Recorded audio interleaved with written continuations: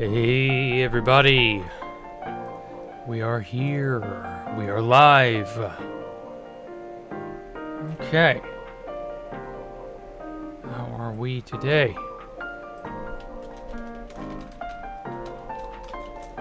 Alright, one last post. There we go. Hey baby. Hey Ellie, what you want? Oh, she's already impatient, and it's just now that she's gotten this way. Poor kitty. Anyway, so I've been a busy bee. How have you all been? How has life been treating you all? Hey Sal Volcano. Hey Spith. Hey Fernando. Hey Crunchy. Hey Poncho. Hey Justin Rogers. Welcome. Hey Jack. I'm Jack. Wait a minute. I can't be wishing myself hello. That would be weird. Okay, so I've been plugging away at this a little bit today, and yeah, I like to think it's coming along. Sorry, Ellie is staring at me, and it's distracting because she's like expecting something. I feel, I don't know, kitties. Anyway, yeah, this is come along well. Lucha Libre. The only Libre I know is Nacho Libre. With Jack Black as Bowser from the Mario movie. God, I still can't believe they're making a Mario movie unironically. It's gonna be funny, but like, it's gonna be good though. I don't know. I'm hoping it's also fondly remembered too, because I think it has the potential to be a cult classic, even if it is a bit strange. It's just a weird concept to try and like make happen, you know? 2, 3, oh great. I'm gonna drop some down there. Oh, well, fuck it, it'll be fine. Okay, let me... I've got a bridge across this so that I have the right patterning. 1, 2, 3, 4, 5. 4, 5. Okay. Perfect. Now then. So, what all has... Oh, fuck. No, where the hell did you come from?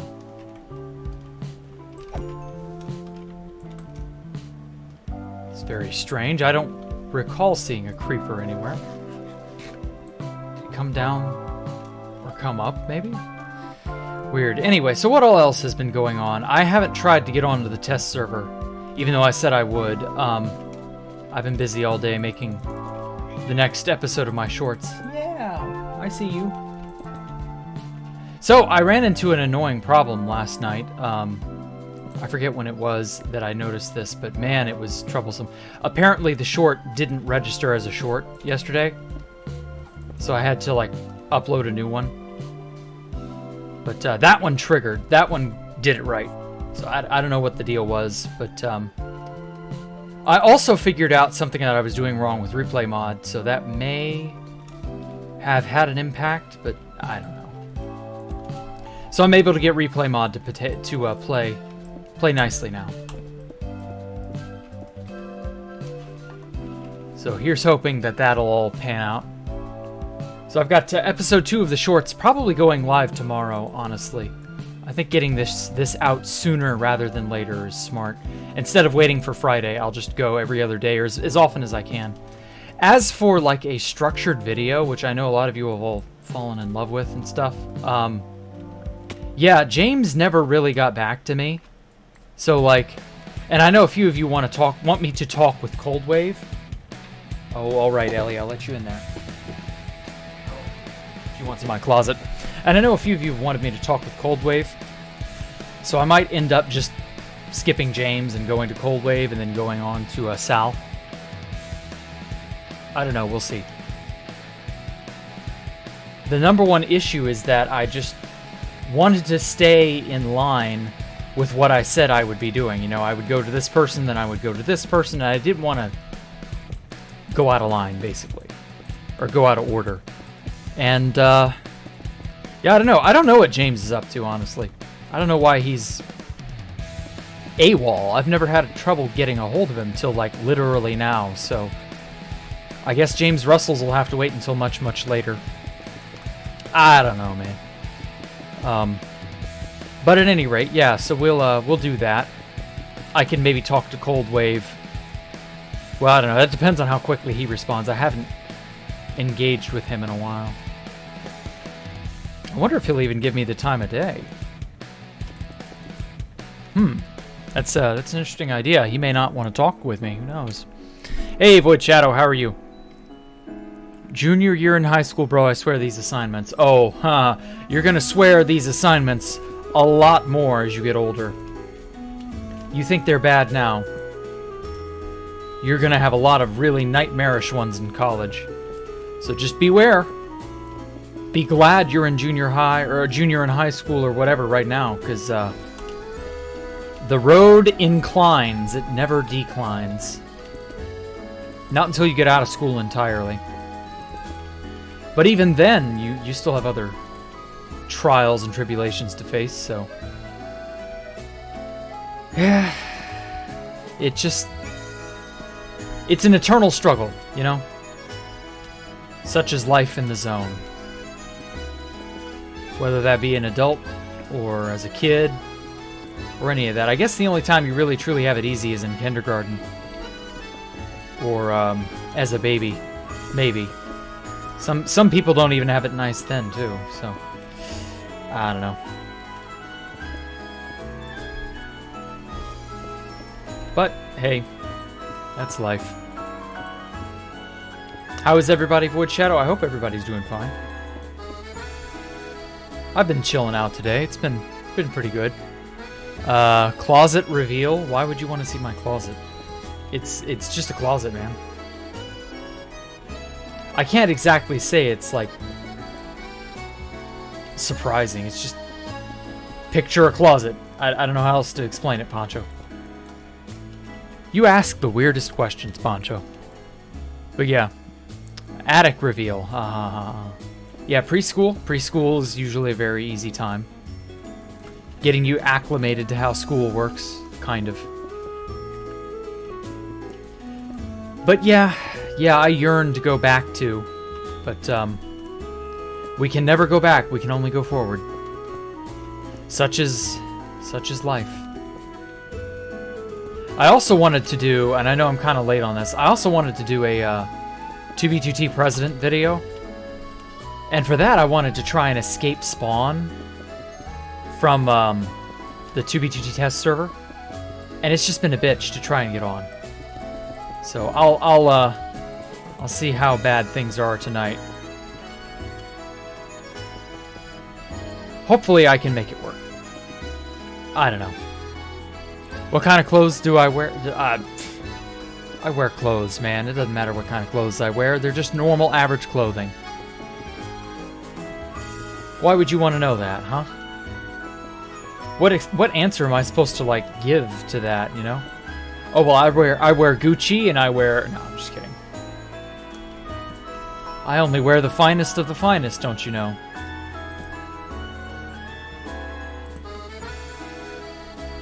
No, it's more of a... I'm very utilitarian when it comes to wearing something.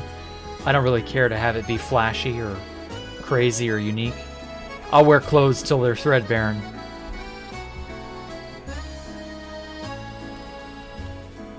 I've already worn many pairs of pants and other things till they're threadbare, so I'm very set in my ways, I hate to say.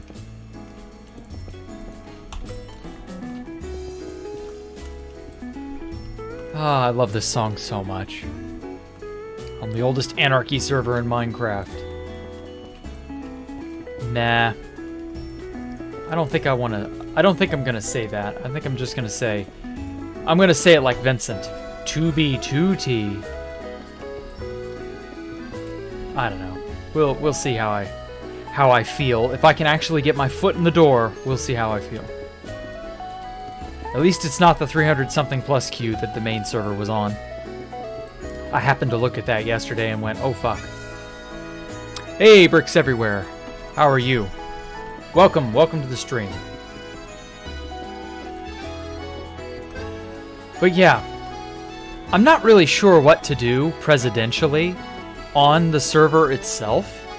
Like, if I do get on and I get to make like a fun video or whatever and just do a escaping spawn routine, which I swear to God every 2B2T content creator has done at one point or another. I don't know. I don't know what to do elsewise. Like, I don't have a base. I've got very little stuff in my ender chest from what I remember. I can't go anywhere on video, obviously. I can't show you anywhere. Oh shit, I'm out. So like, once the gimmick of get out of spawn is accomplished, like where do I go from there, you know? Like, the test server's not going to stay up indefinitely because it never does. I don't know. The whole thing is just kind of like, whatever.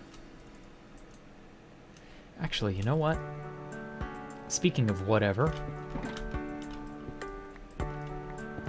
I'm going to forsake doing this floor section.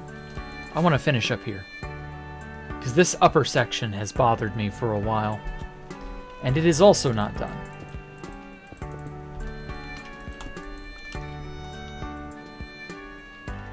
Oh, that's also supposed to have a wraparound. Well, damn, I probably don't have enough terracotta. Ah, well. You will sit in queue during school to play with me. Well, Ixtoy, I wouldn't mind, but, it's gonna be a while. Okay, so I need to go get my sea lanterns. I grinded up a ton of sea lanterns, too. Queue hasn't been that long. I mean, I spent 4.5 hours yesterday sitting in the queue to get into the test server, and it didn't budge from like 3 to 2 was like the longest I waited. And then my internet crapped out on me and kicked me out. And I was just like, well, what the fuck? And yeah, I just was unable to get in.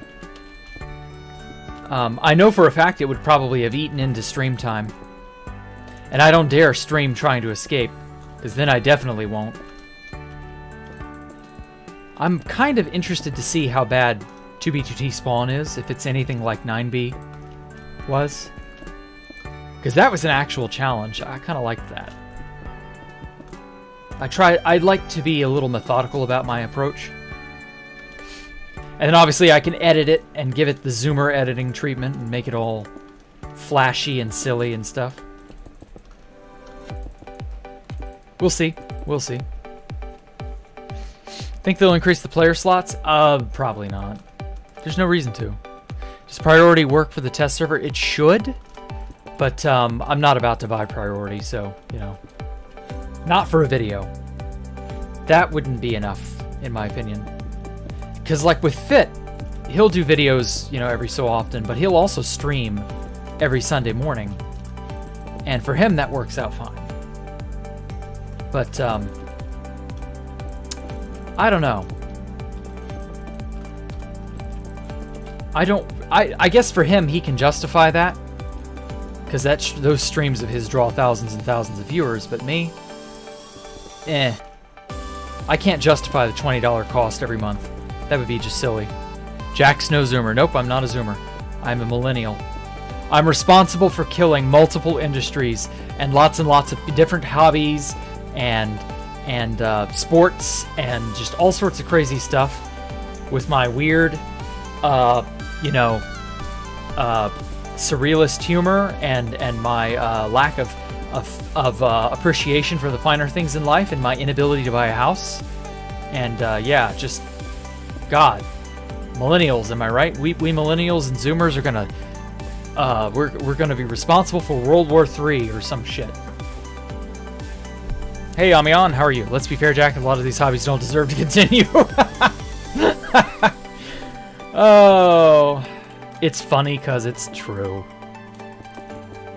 Sadly, yeah. Yeah, shit like football, hockey, soccer, polo, whatever the hell else, golf. Barf. No thank you. That shit feels like paint drying the competitive sport. Oh, whoops. Doesn't go there. But yeah, that feels like the competitive version of paint drying. Especially golf and hockey. Those are especially terrible. Oh, Rick's Everywhere. Thank you for the donation, man. It didn't pop up immediately. But yeah, thank you. Space Valk 3 creator visits the ruins 2 years. Ooh, that isn't a bad idea.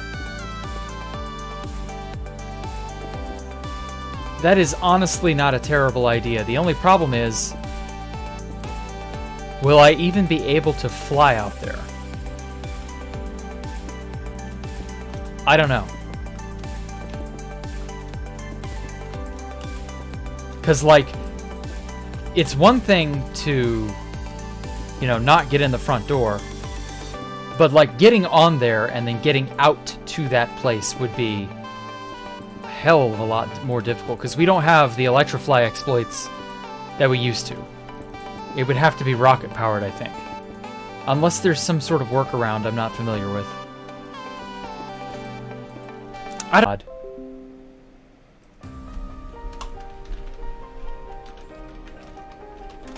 Did it behave? Did it reconnect? Okay, we're good. Sorry, OBS crapped out on me for some reason. Anyway, yes, I can't imagine 1.19 is terribly kind to Electrofly. We'll have to see. If there is an easy way to get out there, though, I will happily try and do that. If I'm going to get on 2B2T, I may as well go out to all the Space Falcons and visit them in their shambles and in their ruins. I'm actually curious to see how bad they all are. If they've been improved, or if they've been further griefed, or if they're exactly as they were when I left them. I don't know. Interesting. I want to say skill issue. Yeah, well, it's not, because OBS just decided to do this all on its own, and I had no input. I hate it when it does that. I thought your YouTube broke. Don't worry, Fernando. This is just a typical Jack stream. Shit just goes sideways for no damn reason. I really wish I knew why it would do that. The OBS reconnecting. It would say OBS disconnected, and then it would reconnect out of nowhere. And I'm just like, why? Why the fuck did you do that? My internet didn't die. OBS died. I don't know.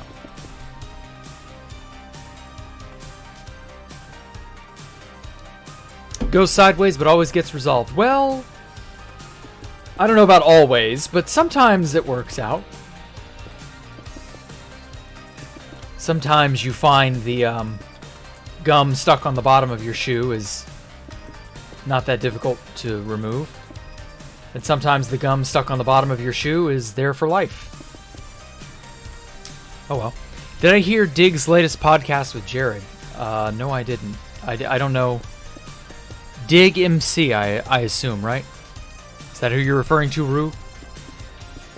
I haven't seen it yet, no. Turned off, then on your Wi-Fi, you got me? Oh god, well I hope I didn't, like, trick you. I didn't intend to trick you, Xtoy. Yes, okay. Well, I haven't seen it. Drop a link in the Discord. I will happily look at it. Just because I'll have something to look at later. I'm going to be bored in the queue. I may as well have something to watch, because I actually like Jared now. Jared's actually kind of like a cool guy. He's chilled out. He's grown up and matured.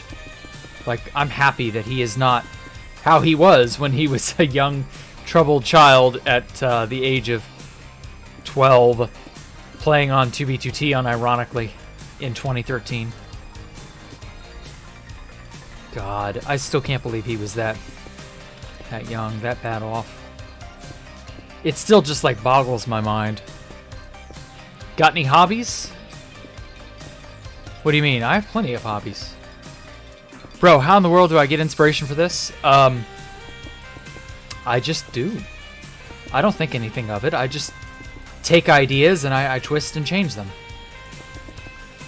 Oh, let me ask somebody something real quick.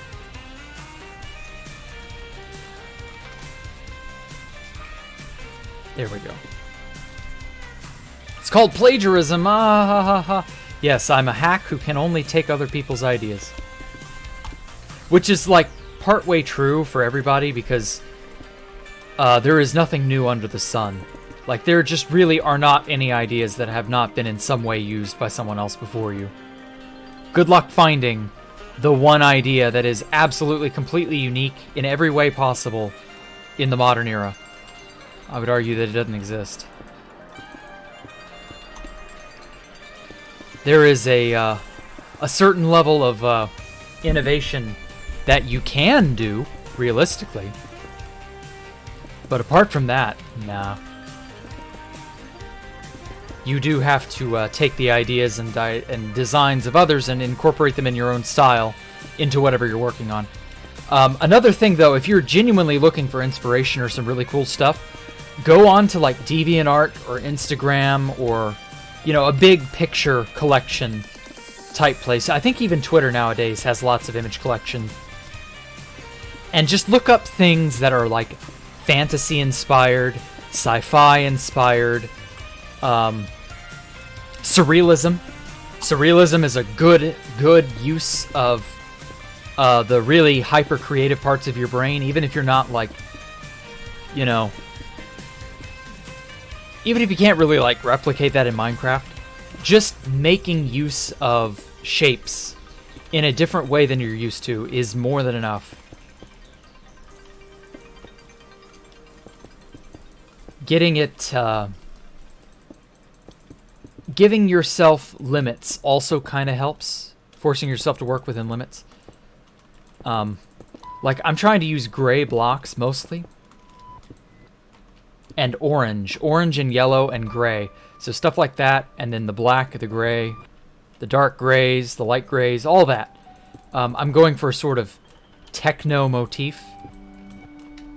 I played on stream well over a year ago now. I played Portal. And ever since Portal came out, way back when in 2007, I've always been in love with the aesthetic of the Aperture Science facility from Portal 1. Portal 2's Aperture Science facility is interesting, but like, it's not the same. They drastically changed everything between Portals 1 and 2.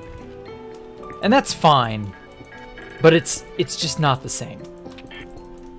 And so I honestly need to go replay through Portal real quick. I mean, it's a really short game, you know, people have sped run that thing in under 30 minutes. Just to soak up the aesthetic. Because I'm getting to the point where I'm a lot farther along than I was last year. And there are more aesthetic design choices of orange and yellow that I want to incorporate in here. And I've got to have a lot of really large open areas that are going to need some designing and some detailing. Like, so, for example, there's this section down here. And this section down here wraps around the entirety of this cone. And eventually, it's the cone itself is going to taper off and merge up here into a floor that starts right on this level. And this floor is going to, you know, extend off that way and connect all the pillars and look good and all that. And so, like, I've got to do something to make that not flat and boring. And so, the decrepit internal bits of Aperture Science from Portal 1 is, in my opinion, a great starting point. However, that said, there are changes and my own personal spin that I want to put on it. Like, for example, I also really loved, ever since it was released, ever since I played it, Half-Life 2. And the aesthetic of the Citadel from Half-Life 2 is another really big, you know, inspiration. And one of these days I'm going to have to hammer out a silhouette for the tower, or a body shape for the tower to take. Because, you know, once this cone turns into the floor up above it, well, there's a lot more floors up above even that, and that goes all the way up to the build height. So, like, I gotta do shit with that. I've gotta fill that out and make that profile look good. And I don't really have a profile yet. So I've got to design that at some point.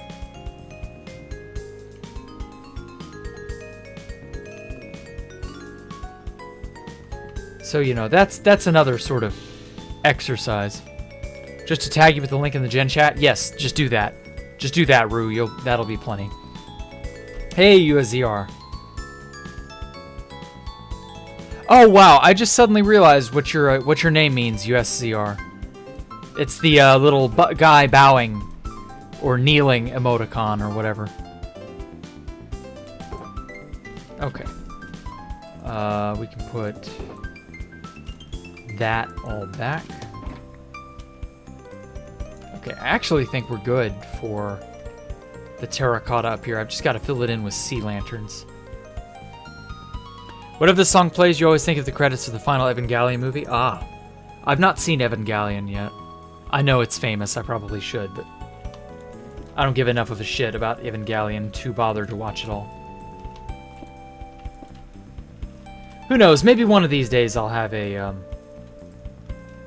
watch-along party, I guess? I don't know. Whoosh. Okay, there was a section of Sea Lantern over here that didn't get filled out.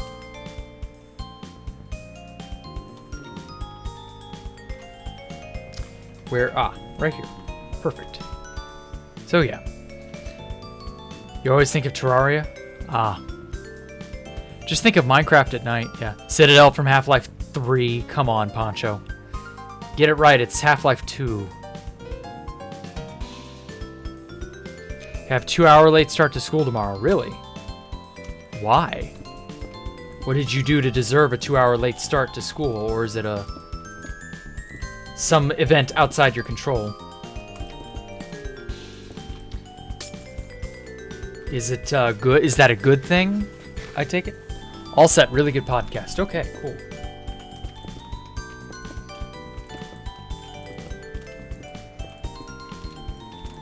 Ooh, actually. Okay, so it's just a podcast, right? How long is it? Let me see.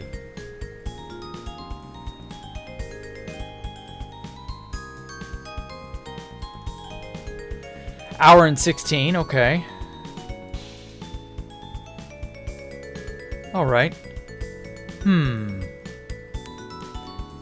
Well, it doesn't really have much in the way of visuals. Okay. Yeah, change of pace. Quick change of pace. We're gonna do something a little different. I'm gonna react to this live. I know I don't like doing reactions, but since this is not really quite the same vein as like a dumb video on YouTube, because the previous reaction stream I did several months ago was basically that. It was just dumb shit on YouTube. But this is a little more meaningful.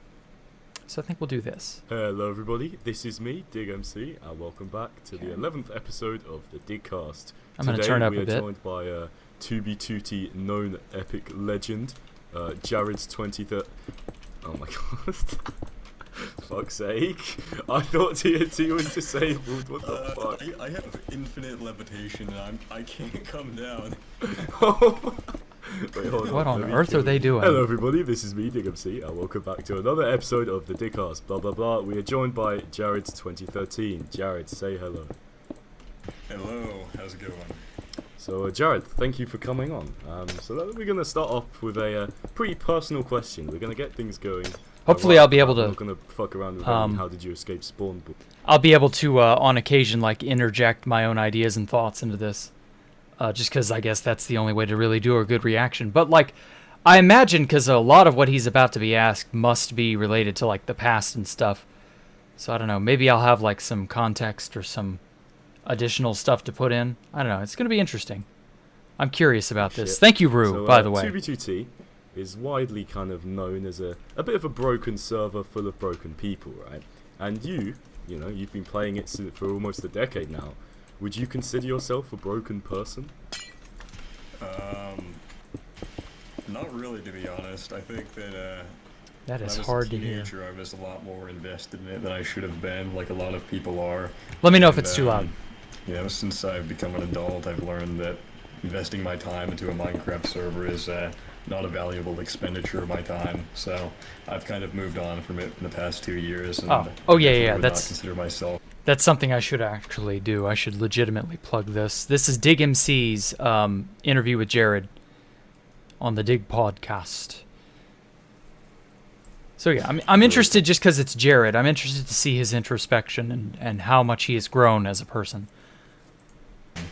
Okay, interesting response. So obviously, as I said, you have been playing for almost a decade, and of course, you did just mention that you haven't been really playing in the I past can't 2 believe it's years, been a but decade. You're also kind of like well known for going on record. I several joined a times decade with the ago. whole meme of I'm quitting for real this time. You were kind of the guy that started that. So why do you keep coming back? I think that I really enjoyed the server. I enjoyed the community, what it used to be. And I don't know, it's kind of difficult when you're somebody who is known in this kind of way to leave it all behind and move on. So I've never been able to successfully leave completely. And I've left for extended periods of time in the past, but not quit for real. No, Although for I real, haven't- yeah. I Not mean, for real. I mean, I haven't been on the server at all in the past like year and a half, so I couldn't even log in if I wanted to because Jared 2013 is locked by Microsoft. So oh, really? The account's like gone. Oh yeah, I heard it about is that. gone. Jared 2013. There's is no more Jared and yes, it's 2013. prio banned. It is also prio banned. So a little more on that. Of course, as you all know, that Microsoft bullshit they put us all through about 6 months ago now. Yeah, they demanded in the migration process that you show proof of ownership in some fashion. And Jared, as it turns out, I asked him, and he said he got it from. He got Jared 2013 via one of the alt lists back in like early 2012. It was given to him or something like that, and he was able to migrate it to a Mojang account. But then, of course, they phased out Mojang accounts. So now, having no proof of ownership, no proof of purchase, rip and pepperino. So yeah, that's why if you've ever joined the fan server and you've run into Jared, who has played the fan server, that's why he's not on Jared 2013. He can't be. No one can be. Just let that sink in for a second. Someone who was a complete and total terror to 2B2T for a long, long time literally can never use that account again. Like, it's almost like hearing of a famous serial killer being put on death row and then executed. You're just like, wow, they're really gone. Like, I can't hardly believe it. And yeah, the account Jared 2013 is effectively dead. And that's otherworldly. Did they lose it during the migration? No, it was literally, he was cock-blocked by Microsoft. Like, literally impossible to do. Whoever it was that bought Jared 2013 will have that option. That ain't our Jared. And if they did, it wouldn't be our Jared. It would be a literal imposter. Crazy to think of, isn't it? Oh shit, okay. Hostmaster really doesn't want me playing. So do you just not have access to the Jared 2013 email account anymore? Like, why can't you get it back?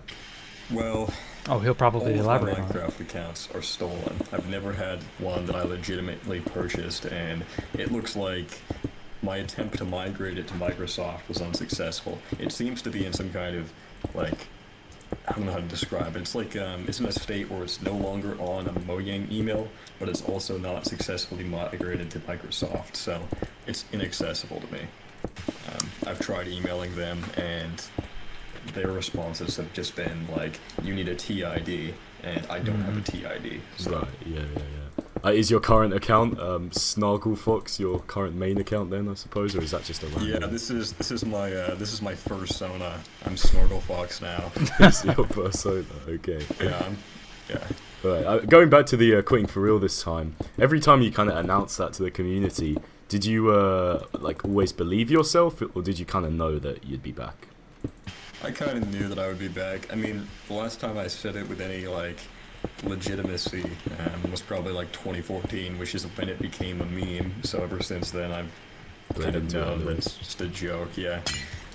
What was your reason for wanting to leave back in 2014? Because you were a teenager. I don't know.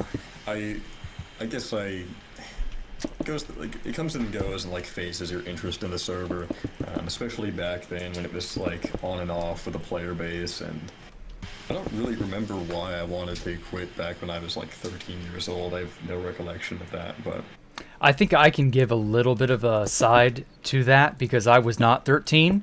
I was literally like 10 plus years older than him at that time. I still can't believe that. Basically what I got from Jared was that 2B2T was a toxic place. And I guess on some level, because his home life was not good, he didn't want to be exposed to any more of that. And so, yeah, your natural inclination is to get the hell away from that. And yet at the same time, like the proverbial, moth to a flame, you just kind of drift on back. If you aren't mentally resilient, then a place like 2B2T will wear away at you, and yet at the same time, it'll kind of like own you, With me, I could like filter out a lot of that, so I didn't really give a shit. But for a young kid who's like genuinely, really, truly young, like fucking 13, 14 years old, like I can't imagine what was going through his head, but I can tell from his behavior that he didn't like what it was doing to him. Because, like, a lot of people don't want to be mean, toxic little shits. You kind of want to be as a release, but you never want to be that way permanently. Your ability to be a mean, toxic little shit is exclusively a release. It's a way to get rid of your pent-up frustration with life. And that's kind of why places like this are so valuable. They're a, pissing in an ocean of piss kind of situation. Whoops. You're not here to swim in the ocean. You're here to piss and move on. That's the point of pissing in the ocean of piss.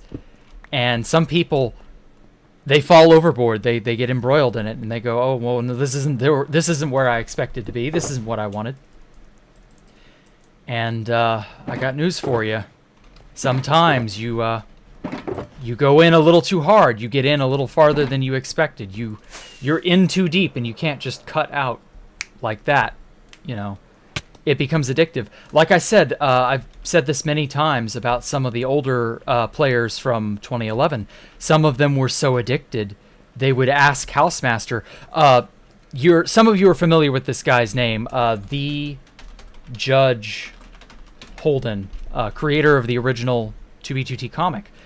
Judge Holden had to ask Housemaster to ban him temporarily, to basically slap his hand away from the keyboard to make him not come back so much. Because especially in the early days of Minecraft, where, it was a phenomenon in the early days of Minecraft. If you don't remember, this shit was addictive. People would not just stop, And, yeah, the younger you are, especially the ancient players who were all, high schoolers, the younger players were especially bad about not being able to say enough is enough. Pop Bob was prime among them. He was also about that age when he joined the server, and it's just like, damn. I can remember going and saying, okay, I can only play a few hours tonight. I got to get up and go to work in the morning. And then I'd occasionally kind of sort of eat into that time, and I would have to suffer with the lack of sleep the next day, but I'd soldier on through. But I was also already an adult, and I could handle that. But if you're a kid, you need your sleep. Young ones can't really, handle that quite as well. And so, yeah, I imagine a lot of that was cutting into Jared's just mental health. Because of course it would. A little young kid is going to have a much harder time of it than big bad 20-something-year-old Jack. That's just how it is. Shit. Keep falling. Oh, you joined when you were really young. Fucking hell. I joined when I was 11 years old. Really? Oh I thought you were a bit older than that. I thought he was 12. No. Do you think that was a healthy decision? Well, I think I turned out fine. I mean, I've only been to the psych ward twice now, so I feel like that's an accomplishment. Just to That's a clarify, joke, is by that the a way. joke or is it not a joke? That is a joke. I'm making a That joke. is a joke. Okay, cool.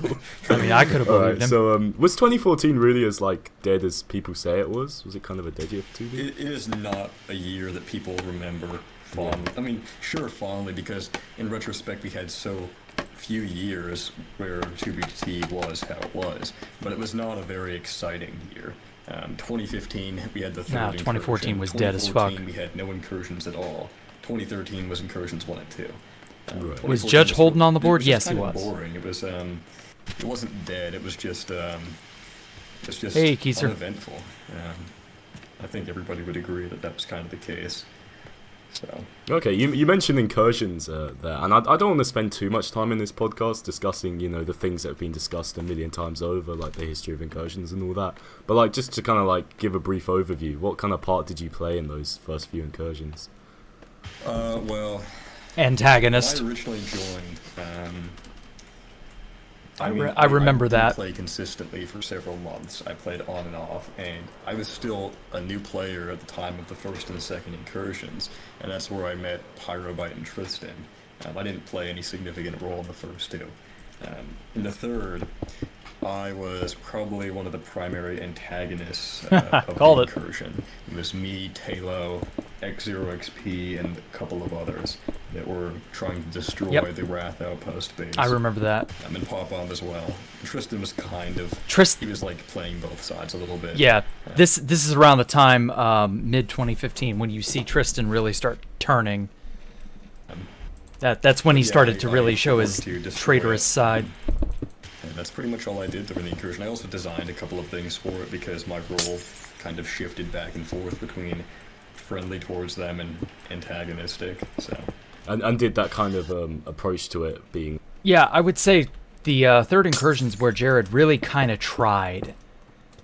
He was on a secret account up until the third incursion that basically he was trying to reset his reputation. And you don't make it at a young age of what?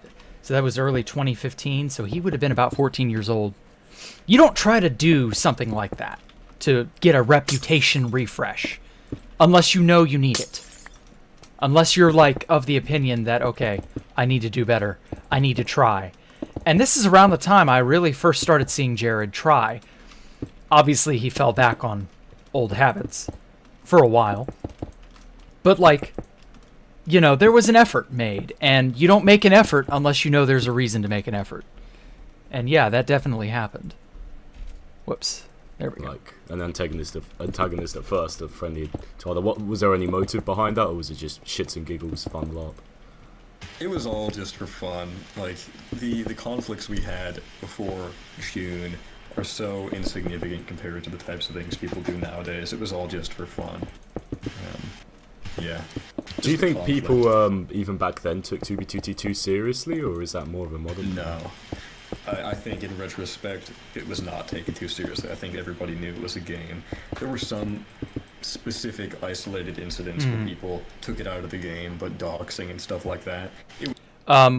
As someone who played at the tail end of the ancient player era, 2011-2012, they took it really seriously. There were a large group of subsequent people who would basically go on to be deviants in some fashion. People like Talo, people like X0XP, Pop Bob. Another big one was Shogun. Shogun was a real piece of shit. And Police Mike, the famous Police Mike 55. Tristan joined around this time. Just stuff like that. Like, yeah, there was a large gap of time that people from about 2013 to 2015, 2016-ish, right before the Russia War, there was a large gap of time where the community developed to a point where we all kind of were more laid back and less super hyper serious about it. And there were less doxing incidents. There was less vitriol. People were more together. And honestly, that is not at all how 2B2T started. And it's kind of funny how it's come full circle in a way. Maybe it'll go back to being that tight-knit community again one day, but that's going to necessitate a good 3, 4, 500 people fucking off permanently before we get to that level. I entirely, it was because in the early days of 2B2T, it's because nobody knew who anyone was. Nobody trusted each other. Everybody was at each other's throats. There was no community. There was no togetherness. You know, it was all entirely, I am here to ruin your fun because that's the nature of this server. And that wouldn't change until 2013, pretty much. And so a lot of people have fond memories of that time because they either joined at that point or that's just the point where they got really active or really invested in the server, and then it all went up in smoke in 2016. But no, don't forget, the server has really kind of always been this way. To be fair, he would have been way too young to really remember that, but I remember that. XCC2 can back me up. Pop Bob could back me up if Pop Bob would wish to do that. Yeah, no, like there was a vitriol streak before, and there was a vitriol streak after the real peaceful golden period, pre-Russia War. It was really uncommon compared to how common it is nowadays. Right. Okay. Yeah. It's interesting you mentioned doxing. Would you say there was like more of a kind of social, fucking, how do you say, like, would there be social conflict consequence to like doxing someone back then? Oh yeah, there was definitely. Not really. Yes. If you dox somebody, then you dox them. I mean, that's pretty much how. No. There was ostracization for doxing. Like, people actively were like, "Ooh, you're a doxer. We don't want you in our group," and you would get kicked out of groups for that. People would, up and move their shit, and you would just be like left out in the lurch. And a lot of the people who were known for it, X0XP, Pop Bob, Shogun, etc., these people were never really integrated into that community. They were always kind of on the peripherals, and they were happy to be there too. They never wanted that type of camaraderie. And, fair enough, not everybody wants friends. It's just how it is. So people didn't really give a shit. They were like, yeah, cool. There were a lot of people who were more they didn't really care cordial. Much. So how similar would you say the 2B2T from when you joined is to the 2B2T of today? Like, what are the similarities there? Very, very different. It is very different. So what would you say stayed the same, perhaps? Pretty much nothing. I think that almost everything has changed. The people, the type of community.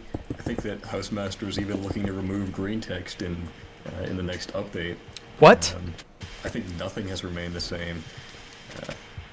No green text? Do you think that's a sign of a good anarchy server, or do you think 2B2T's suffered?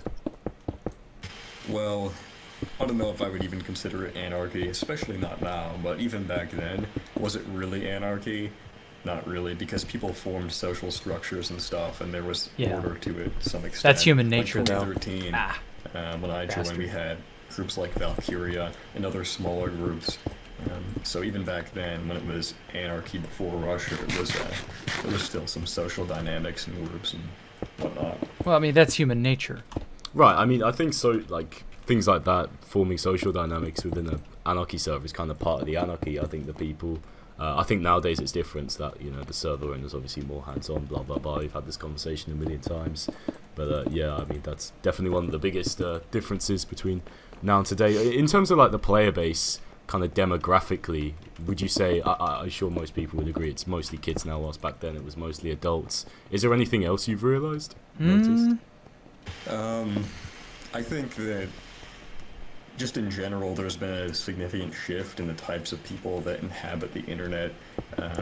When I first joined 2B2T and when I first got on the internet, it was still kind of a niche thing to be participating in. So we had a different kind of culture, just entirely a different kind of culture than we do now, where people are advertising their 2B2T things on TikTok and other social media platforms that are really popular amongst normal people. But back when I joined, in the early 2010s and before that, the internet still kind of had, a very different culture.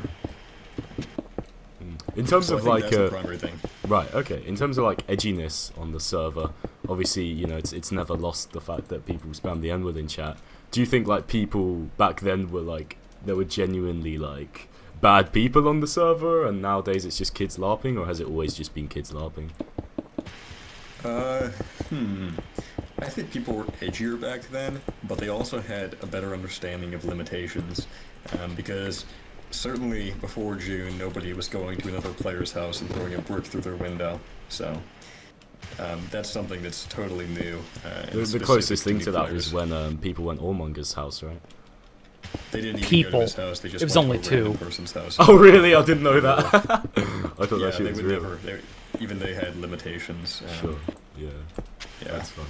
Well, When that video kind of the two who did it were Clyde and Tristan, the people who, honestly, out of all the old ancient players, had the least amount of restraint and personal limitation. Like, no, honestly, even if they didn't go to Ormonger's house, they still went to someone's house. They still stalked somebody. They still trespassed, effectively.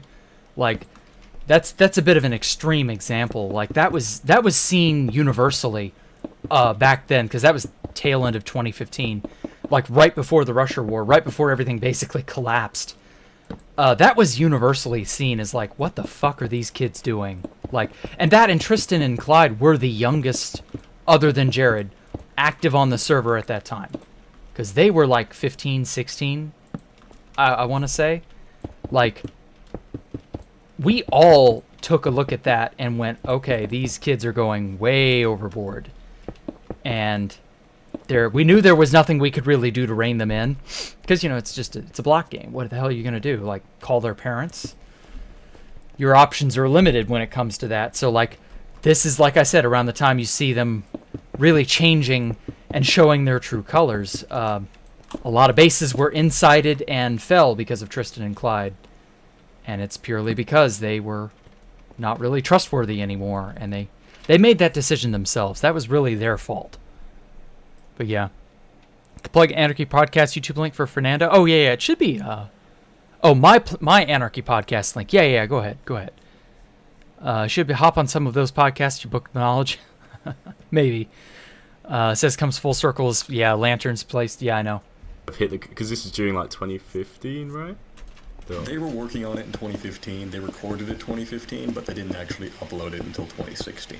Right, and that was in retaliation to Ormonger, like, griefing their shit or something, or lagging the server. Not exactly. Ormonger quit the server actually before June even happened. He wasn't even around anymore.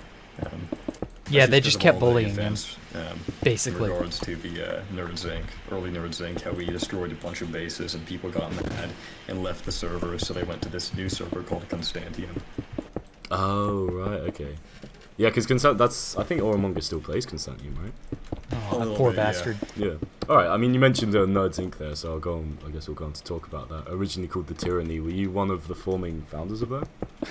Yeah, I was the co-founder. It was me and Talo, or basically me, Tristan, and Talo. We founded Nerds Inc. Okay. You hear a lot about Tristan. You hear a lot about Joe 2013. Those names are very common. But what was kind of Talo like back in it? Because from all I know, he was just a PvPer. Like, why isn't he mentioned as much? He was a talented PvPer. The reason he isn't mentioned as much, and actually if you look way back in FitMC's oldest videos, Talo does come up quite a few times, but again, that was 6 years ago, so. Talo, he was a really well-known player. He was a well-known player in the old community, and he was known for finding exploits. He was the one that discovered the bed TP and the original boatfly. That was him. And he introduced it to 2B2T. So he was known as somebody that finds exploits. He was a good PvPer, but he was also known as somebody that is really difficult to get along with. He was a piece of shit. I don't know if he's a bipolar. I'm not trying to diss him, but this is like a well-known thing about him. He would turn his back on you and he would like grief your base one day, and then the next day he would come to you with like a duplication glitch or something. And he was really all around like that. That's, I think, one big thing. Now that I think of it, that has changed between old 2B2T and new 2B2T.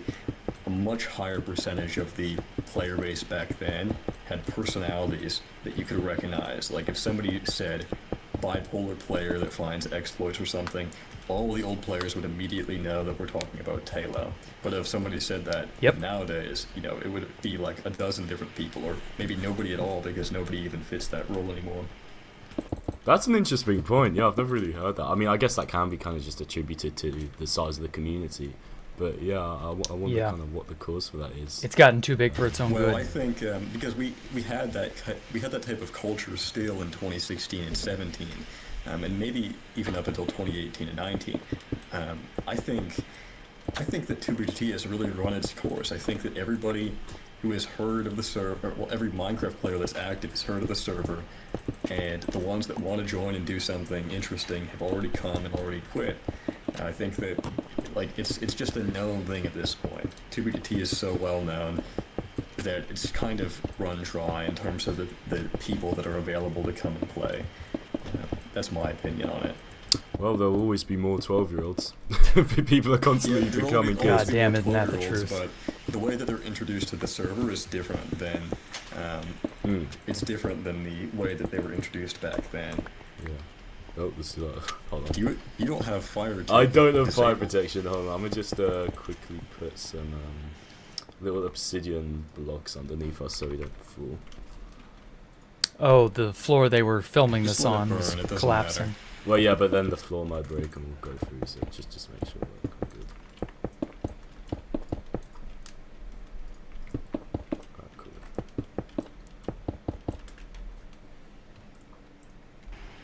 16, I think 20. Okay. Yeah, I Yes. think that the Had to skip through the Dell part. in 2016, I think 2016 was my favorite year by far. It was the most chaotic. It was the most like anarchy. I remember when Rusher first joined and all of his fans got on, the server was so overloaded that it actually corrupted all the chunks that players were in, and Housemaster had to wipe all of the chests and other tile entities out. This happened like June 2nd. Oh, really? 2016. Oh my god, Yeah. I Were you remember playing that. on like that exact day when it happened? Oh yeah, I have screenshots from June 1st. Not many because I didn't realize it was going to be a 6-year-long or even longer event. Because we had like tons of people join in the past. It wasn't that uncommon for 2B2T to be written about in some article and have like 50 players join or 100 players and then leave after like a week. That Yep. was pretty common. The infamous IGN video. IGN did a video on like 15 different servers, and they highlighted all these really beautiful spawns. Predominantly, it was the spawn areas that they were after. And then they did 2B2T as a monument to destruction, and they just sort of, they didn't do a terrible job. They just showcased how bad 2013 2B2T spawn was. And this is the infamous IGN invasion, and the reason it's infamous is because this is the invasion that brought us the great, the wise, the powerful Minecraft hobo, FitMC. That's why we started the fourth incursion, because we thought that was going to happen, and it would be a reason to revive the server. But obviously revive what the ended server. up happening was that 2B2T went mainstream, and I don't think anybody predicted that at the time. So people thought it would kind of blow over then. That was the sort of... Oh yeah. Oh, we That's all what did, people were yeah. Thinking 2016, 2017. By 2018, I think it was pretty clear to everybody that wasn't going to happen. So was the initial reaction... Oh yeah, and then by 2019, we were all in the, especially with Fit, the YouTube algorithm was really booming on 2B2T, and then you had people like Etika, you had people like Ant Venom, Fuse the Twa, you had Elrich MC, you had just this endless cavalcade of YouTubers constantly showcasing to different sections and different audiences, hey, this is 2B2T, come here and get blown away. And it's just like at a certain point, the blizzard never ends. from the community rather than oh fuck our server's shitted forever. It was more like, oh, this is fucking awesome, we get to have some fun. Oh yeah. Everybody came together. Like we were like how all the Nerds Inc. people in early 2016 were feuding with some other groups and stuff. We all came together as like a single group and together fought against the invaders. That was the fourth incursion. We Yeah, had, that like, was probably wild. 30 old players working together that hadn't worked together in the past because it was such a big deal. And we all really Yep. thought that it was going to blow over. But what ended up happening was that Rusher was not the one that we should have been concerned about. We should have been concerned about FitMC because he was the one that ended up taking over. He's actually twice as big as Rusher's channel now. Yeah. That's pretty fucking crazy. You mentioned a little bit ago the years leading up to 2020, so 2018, 2019. as being the years where people were still kind of noticed in the community. Would you say 2020 was a shift of equal magnitude to 2016 in terms of the server, like as in terms of how much the server 2020, yeah. 2B2T is not a standalone environment. 2B2T is affected on a larger scale by the social dynamics in the world. And 2020, obviously with COVID, I think it really changed the dynamic of the internet in general. And I think 2B2T, you know, it was just inevitable given the way that things were changing in that time. What do you think changed about the internet in general? It's difficult to precisely put my finger on what changed in general, but it seems like a lot more people are aware of the internet or involved in the internet now than in 2016 or definitely much earlier, like 2013. I'm not sure if you've had a similar experience in real life, but you can talk about something that you read online and people will actually know what it is and be able to make intelligent comments on it because they're like educated on it to the same extent. When I was young, that was not the case at all. Like if I were to bring up like the phrase keck, for instance, people say that on the internet. If I brought that up in real life, nobody would know what I'm talking about. You'd just be called a nerd, yeah. Exactly, nobody would know at all. But nowadays, probably most people know what keck is, what it means. They know what 4chan is. I mean, they probably know what 2B2T is. I've at least heard of numerous people. I've met numerous people in real life that know what 2B2T is. I've met numerous people that know who I am. How does that conversation usually go? Like, have you ever like overheard people like mention 2B in public and just like smile to yourself? Well, I mean, I've also engaged in that kind of conversation. Like, if somebody's talking about a video game and they bring up 2B2T or Minecraft, I'm like, yeah, I used to play there, or I do play there. I'm Jared 2013, and they're like, they don't believe me for like 5 minutes, and then they just start asking me about Pop Bob. And that's pretty much how it goes. Right. Do you know Pop Bob? They don't know much about it. They know enough to like make some basic conversation. They don't know anything of what I've done. They know I'm a griefer and part of like Nerds Inc. or something, but they know about Pop Bob. Sure, yeah. So, alright, let's ask about Pop Bob then. He was one of the first fucking Nerds Inc. people, right? Oh, hey. He was the 4th member, yeah, Tristan. Sorry, I'm not reading the chat. I was listening to this thing so much, but yeah. Adds you, but not Dr. Zombie. I don't owe Dr. Zombie anything, Ani. I barely know the guy. Anyway, should have without Rich. Yeah, you wouldn't be here. That's a good point. Yeah. Well. But anyway, yeah. So I mean, he's not wrong. I haven't had a real life run-in with anybody who like, yeah, I'm Jacktherippa from 2B2T. Like nobody's done that. Thank God. I hope it never happens. If it does, I don't know how I'm going to react or how I'm going to feel. It's surreal when stuff that's online that you think of as another world. Because see that the attitude Jared's getting at here is that the internet, until basically COVID, was another world. The internet and the world of the internet, the things that happened there, by and large, didn't have any consequence to real life. Shit on the internet was meaningless to anyone in real life. And that was fine. We were all right with that. And now it's not that way. And so you can have that bleed over, that crossover event now. And it's just like, ooh, that's only going to become more common as time goes on. That's scary.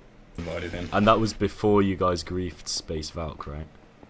No, Space Valk 1 was griefed in 2015 by me, Talo, and Pop Bob. The thing about Nerds Inc. is we were all friends before Nerds Inc. was a thing. Sure. Nerds Inc. was founded in early 2016, and it wasn't meant to be a long-lasting group. It was literally just a group chat with me and Talo and Tristan, and we were brainstorming ideas of how to get to Jacktherippa's base, the lands, and grief it. And we needed somebody at the lands with an account there that could place the final bed. This is like the big meme, right? Yeah. Pop Bob logged in at the final Tristan leg really and did placed help them. the final bed for us. And I thought so. That's kind of how Nerds Inc. started. I mean, that is literally how Nerds Inc. started. Yeah. You're kind of... someone mentioned this in the previous podcast. I hope I'm not misquoting you here as saying, like, calling like Nerds Inc. backstabbing or something? Yeah. I mean... I've had a lot of drama with Nerds Inc. over the years. I left in 2018. It just wasn't the kind of group for me anymore. And I've had a number of conflicts with the old members of the group. Like Pop Bob. By the way, Pop Bob, the guy who backdoored the server first, at least as far as we know, infamously known for, after the backdoor of 2011, early 2012, wrote a very, very prominent plugin that we all still have to deal with to this day, all because after they were discovered and the backdoor was compromised, basically said, well, I didn't want those items, the illegal items and things they'd spawned in. Well, I didn't want that stuff being used against me. So, you want to get in bed with someone, or get in league with someone, you know, get involved with someone who has that kind of mentality. Like, well, I didn't want it to be used against me, so I wrote a plugin that would fuck all legal items forever and ever. Like, are you serious? Like, come on now. You should know better. This person's not a nice person. This person is not going to respect your privacy. They're not going to, you know, like, if you have a problem with them, they're going to bring that problem to your front doorstep every time they can. I mean, without Jack building stuff, Nerds Inc. wouldn't have happened. No. They were trying to get to the lands. If I'd never built the lands, Nerds Inc. would probably never have existed. Obviously, it didn't matter. But, like, yeah, it just, at a certain point, you just have to kind of evaluate the company you keep. And Jared was, like, friends with Talo, and that was, in my opinion, like, the first really stupid thing he did. Because Talo also didn't respect boundaries. That's kind of the thread you should be seeing among all these people. Tristan and Clyde didn't really respect boundaries. Pop Bob didn't respect boundaries. Talo didn't respect boundaries. X0XP doesn't respect boundaries. It's just kind of like, you know, maybe there's a problem. Maybe there's a commonality. But maybe you just need to be a better judge of character. And yeah, I do distinctly remember Jared doing that a lot. And I even tried to, like, say, hey, look, you're keeping bad company. What do you expect here, guy? So I don't know. I don't really want to go into the details because it's just like a lot of personal, stupid drama that doesn't need to be brought up. Right. It's not like Minecraft related. It's more like real life and just people's etiquette. You know, as you grow up and spending time with people like that, because I've known Tristan for almost 10 years now. I've known Clyde for almost 10 years, Frickin' for almost 10 years, Pop Bob for 10 years. So when you grow up with people like that, people's personalities just tend to change over time. Of course. And it's no surprise that the people I was friends with when I was like an early teenager, I no longer have that much in common with. That's just kind of how it happened. We just drifted apart and we had some conflicts and whatnot. Would you say you were kind of an equal sort of participant in that conflict, or was it more other people's fault, or were you kind of the same? I mean, yeah, I was an equal participant. I was going head to head with them, like Clyde and Tristan in particular, and Frickin' to some extent too. I mean, in some instances, I would probably say that I was an instigator of it because I really don't like some of the people in there. I've fixed things up with Tristan lately, but some of the other members, I've not talked to them in years, and that's just the way it is. So they weren't nice people. Yeah, as people grow up, you know, as you said, you're not the same people as you were 10 years ago. Speaking of transitioning into different people, is Pop Bob actually trans? Yes, he is. 100%. I mean, really? She. So that's not a meme. Yes. Huh. It's not a meme, no. To people that say, oh, it's obviously a meme, what do you have to say to that? I mean, I thought the same thing for a while until I learned more about the situation, and I understand now that it is not a meme. And it's unfortunate because when you're as old as Pop Bob, it doesn't really work that easily. I mean, we obviously shouldn't get into politics here, but yeah, it's legitimate. It's totally legitimate. Okay, Damn, good to know. that. Good to clarify. So it is Kenzie. Why doesn't she still play on the server? Like, because obviously you've got your name that carries a lot of clout, and I'm sure that's a big reason why you come back for a bit of fun. Like, why doesn't she do the same?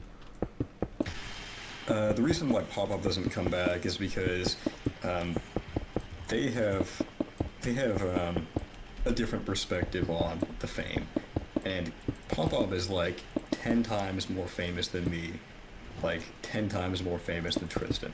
Pop-Up is the most famous person on the server by far. Sure. And they get a lot more attention than either of us combined.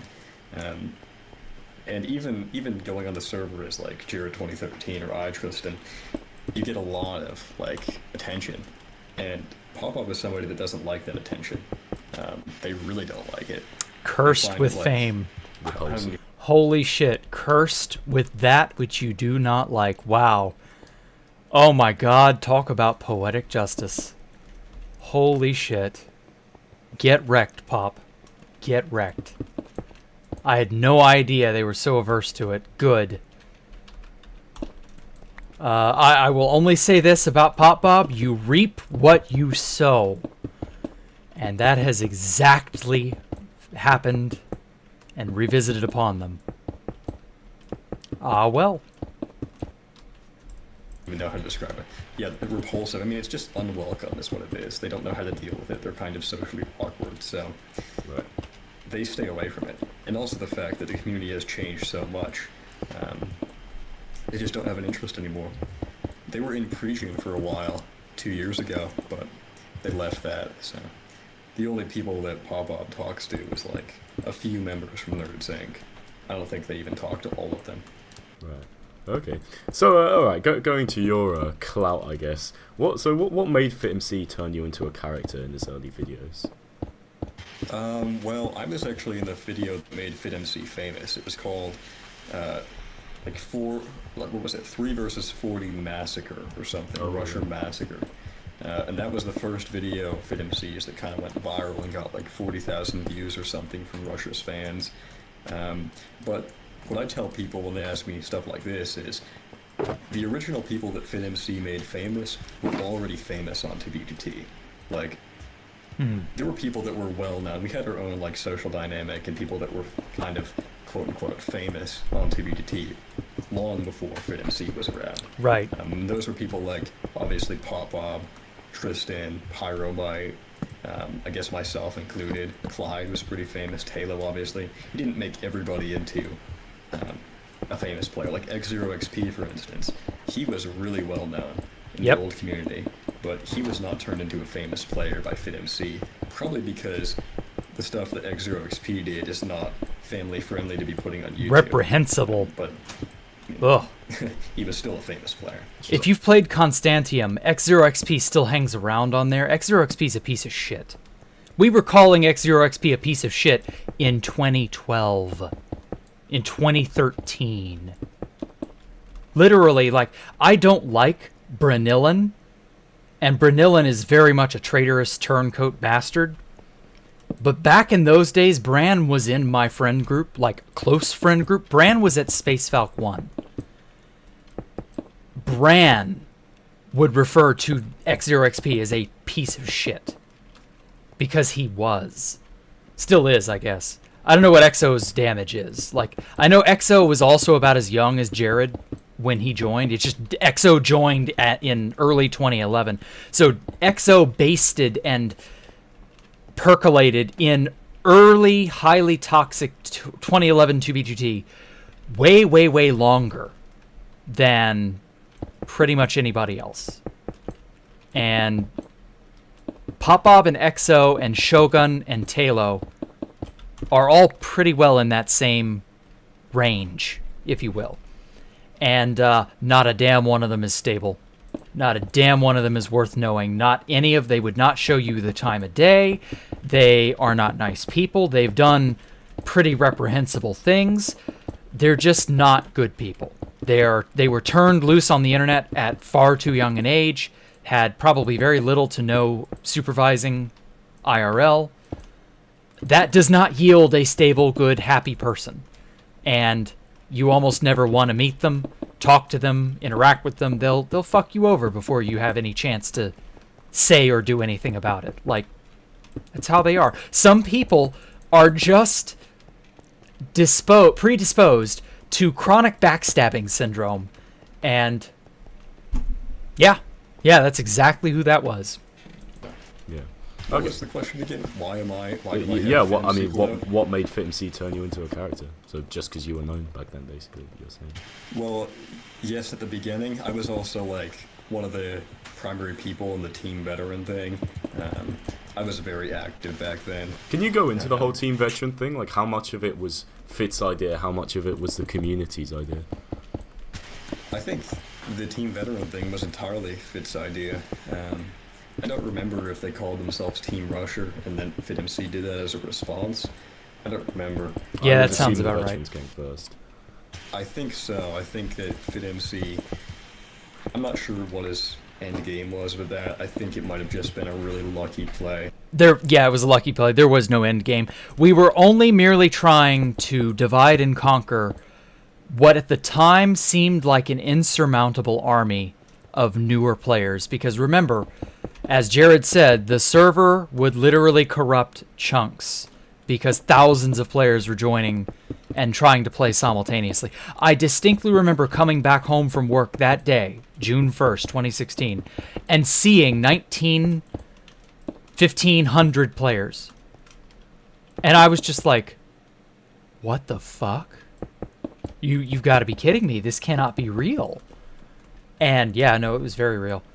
And just like, yeah. How do you fight an army with some 30, 40 active members? How do you fight an army of thousands? Well, if you're not trying to divide and conquer, you're not doing anything meaningful because you're not winning.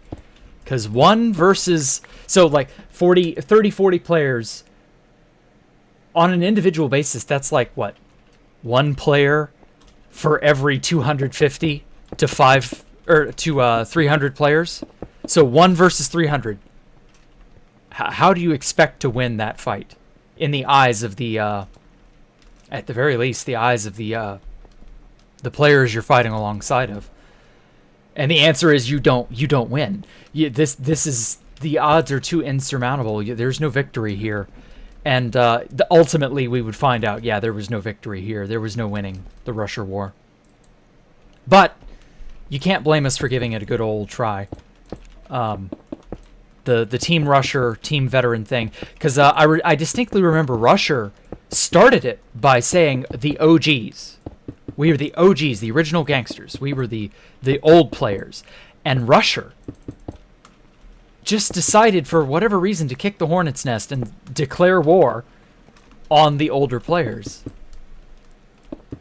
And like that kicked off the fourth incursion.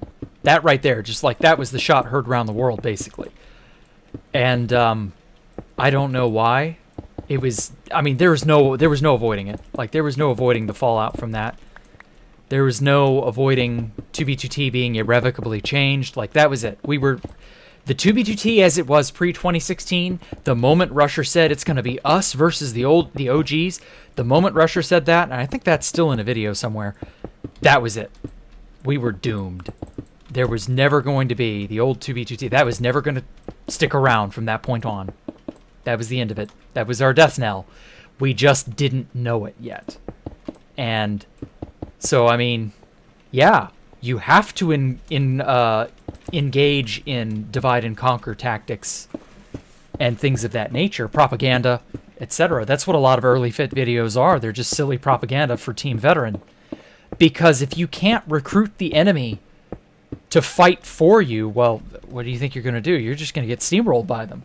Again, 1 to 300, 1 to 250 players, like, that's just so insurmountable it hurts. And then the worst of the worst was, in the beginning, we had items and gear. And everybody who had just joined off Rusher didn't. And it was very one-sided because everybody was armed to the teeth and anyone trying to get anywhere was not. And then the July 2016 dupe happened. And it became screamingly obvious overnight, even though that dupe only lasted maybe a week. It became obvious overnight. Our tactics needed to change now. Because suddenly these new players who had jack shit were just as well armed as we were. And as I said, a ratio of 1 to 250 or 1 to 300, and now they're as well armed as you, fucking hell, you're dead. You have no hope whatsoever. When it was, pre-July 2016, dupe, there was a silver lining of hope. There was a chance. There was a sliver of a hope, of a ghost of a chance that maybe we could turn this back around. Maybe we could go back to the way things were. Maybe things will blow over. But when that dupe happened, all that went out the window. Consequences would never be the same. And, they never were. It just took many years for us to really realize that. And he decided to take on that identity, which gave people like Rusher fans a platform to identify with. It was really a lucky turn of events for him. The way that he did it back then, it was pretty much flawless. He got so much support. He had the entire backing of the old player community and a bunch of new players, and we didn't really understand that at the time. Oh, hey, Fast Jensen, I just saw you there. Most of the people that participated and sided with Fit back then, and I did a lot with Fit, by the way. I griefed Rusher's base with Fit. What was he doing it on Minecraft? What was he doing it on? Fit, everybody, we were still on Skype back in these days. That's how long ago all this was. This was before Discord itself took over everything by storm.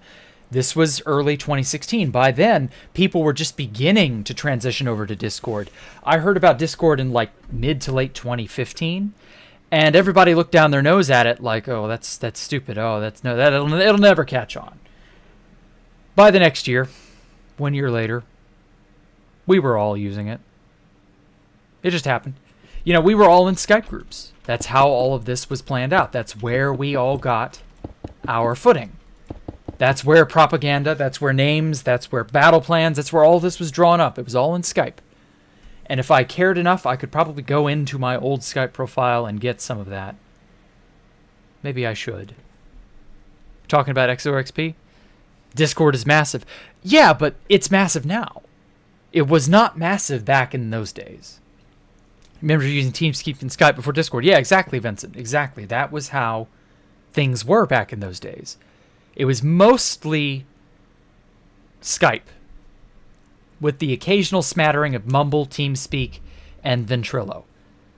And yeah, like that was the number one way to do it, was Skype, because you could both instant message and you could also talk if you needed to. And that was great. And it was perfect. And Discord took, and you got to understand, Skype was bought out by what? Google or Microsoft or whoever the fuck, and run into the ground. And so, of course, we were all kind of in the back of our heads looking for that alternative to Skype, because we were all very aware of how bad it was being run. And then Discord showed up like a white knight on a silver horse, and we were just like, yep, that's our baby. That's what we'll use now. That's what we'll be using now. And then we did, and we never looked back. And now Discord is slowly going to pot. Wonder what'll be the Discord killer. And Baba J as well, in addition to that 3 verse 40 thing, and some other things as well. I think a lot of the old players would not side with Fit if they knew exactly how bad it would be. But I mean, as you said, we don't know if that was his intention from the start, or if he just realised his position and was like, oh shit, yeah. Well, if he realised his position, then it was his intention from the start. I don't think he did. I think that what he did was a very lucky and well-placed move. I don't think it was deliberate. I don't think he had any idea that he would be as big as he is now. And the reason I say that is because in 2017, his channel was dead. Yeah, he stopped. It was dead. Yeah, he stopped uploading for a while and was uploading trash content like fisting polar bears. Or playing 2v2t with a fidget spinner live stream. Yes, some stupid stuff like that. I remember that. And 2018 is when he kind of came back, because that was when he uploaded the day 2v2t almost died. That was the shit moment. I can make my That was the viral video, the first one, and ever since then he has not changed the format at all. So you, if I were to ask you, as the Russia war went on, what do you think the was there a time during the Russia war where the old players started to think that FitMC had automotives. Was there a point, or would you say it was long after in 2018 when he started? Oh yeah, I have screenshots of me DMing Fit in July 2016 saying something like, "You should stop uploading videos because you're becoming part of the problem." That was July like 13th of 2016, I think. Oh, so only a month after. Yeah. Oh yeah. And he didn't upload immediately. Like, he didn't upload June 1st of 2016. He was started uploading in like mid-June of 2016. Yeah, on the temp map. I remember that. It was obvious that things were not how they should be. And he was gaining a lot of traction. He had like, I think he got like 10,000 subscribers in a month or something. He was the fastest growing Minecraft YouTuber at some point, yeah. Well, that was probably 2018. No, it was during the Russia War when his channel initially blew up. Because he got like 0 to 40k subs in like 2 months. Huh. Well, I guess that makes some sense because as far as I know, Minecraft was pretty dead Yeah, in it was. 2016. Yeah, that was during the death period after the 2014 EULA debacle. If you remember when the EULA went into effect and everybody was like, Mojang. And then Notch sold everything to Microsoft, and here we are today. And yeah, that definitely had a lot to do with it. But thanks to PewDiePie and Jay Schlatt and a few others, and I guess Rusher too, and then obviously Fit, it kind of revitalized Minecraft as it used to be. And now, who knows? It may all go sliding right back into the ocean. So you said 2016 was like your favorite year on the server. Was that just because of the Russia war, or was it also stuff that happened? Etika, in the, Etika was involved quarter too. Of the year, when the community started to settle. Oh, it didn't settle. It didn't settle until 2017 at least. Things were still going on. I mean, early 2017 is when we got stacked armor and pig spawners, so everything was crazy for a long time. I'd say for a good year at least, it was just constant state of chaos, real anarchy, and things were changing constantly. But 2016 was my favorite because it was so chaotic from start to finish. It started with me blowing up imps at the very end of 2015, and then we founded the Tyranny, NerdSync, in early 2016, blew up most of the active bases on TBGT in early 2016, blew up Space Valkyria 2, basically killed TBGT, and then it rose from the ashes immediately with the Russia war. It was dead. We had basically zero players online in May of 2016. So you would agree with what FitMC said in his the day TBTT almost died video when he said that without Russia the server would be gone? Oh yeah, everybody does. Not necessarily. It has died in other times during the past. Other times it has died, but it was definitely reaching the brink. There was like one other time in TBTT's history where it reached that point where it had basically zero players online, and that was 2013 when the lag was so bad that you couldn't do the lag anything at all. quakes. Right. I remember but this that. time it was because the community knew Tristan had a backdoor.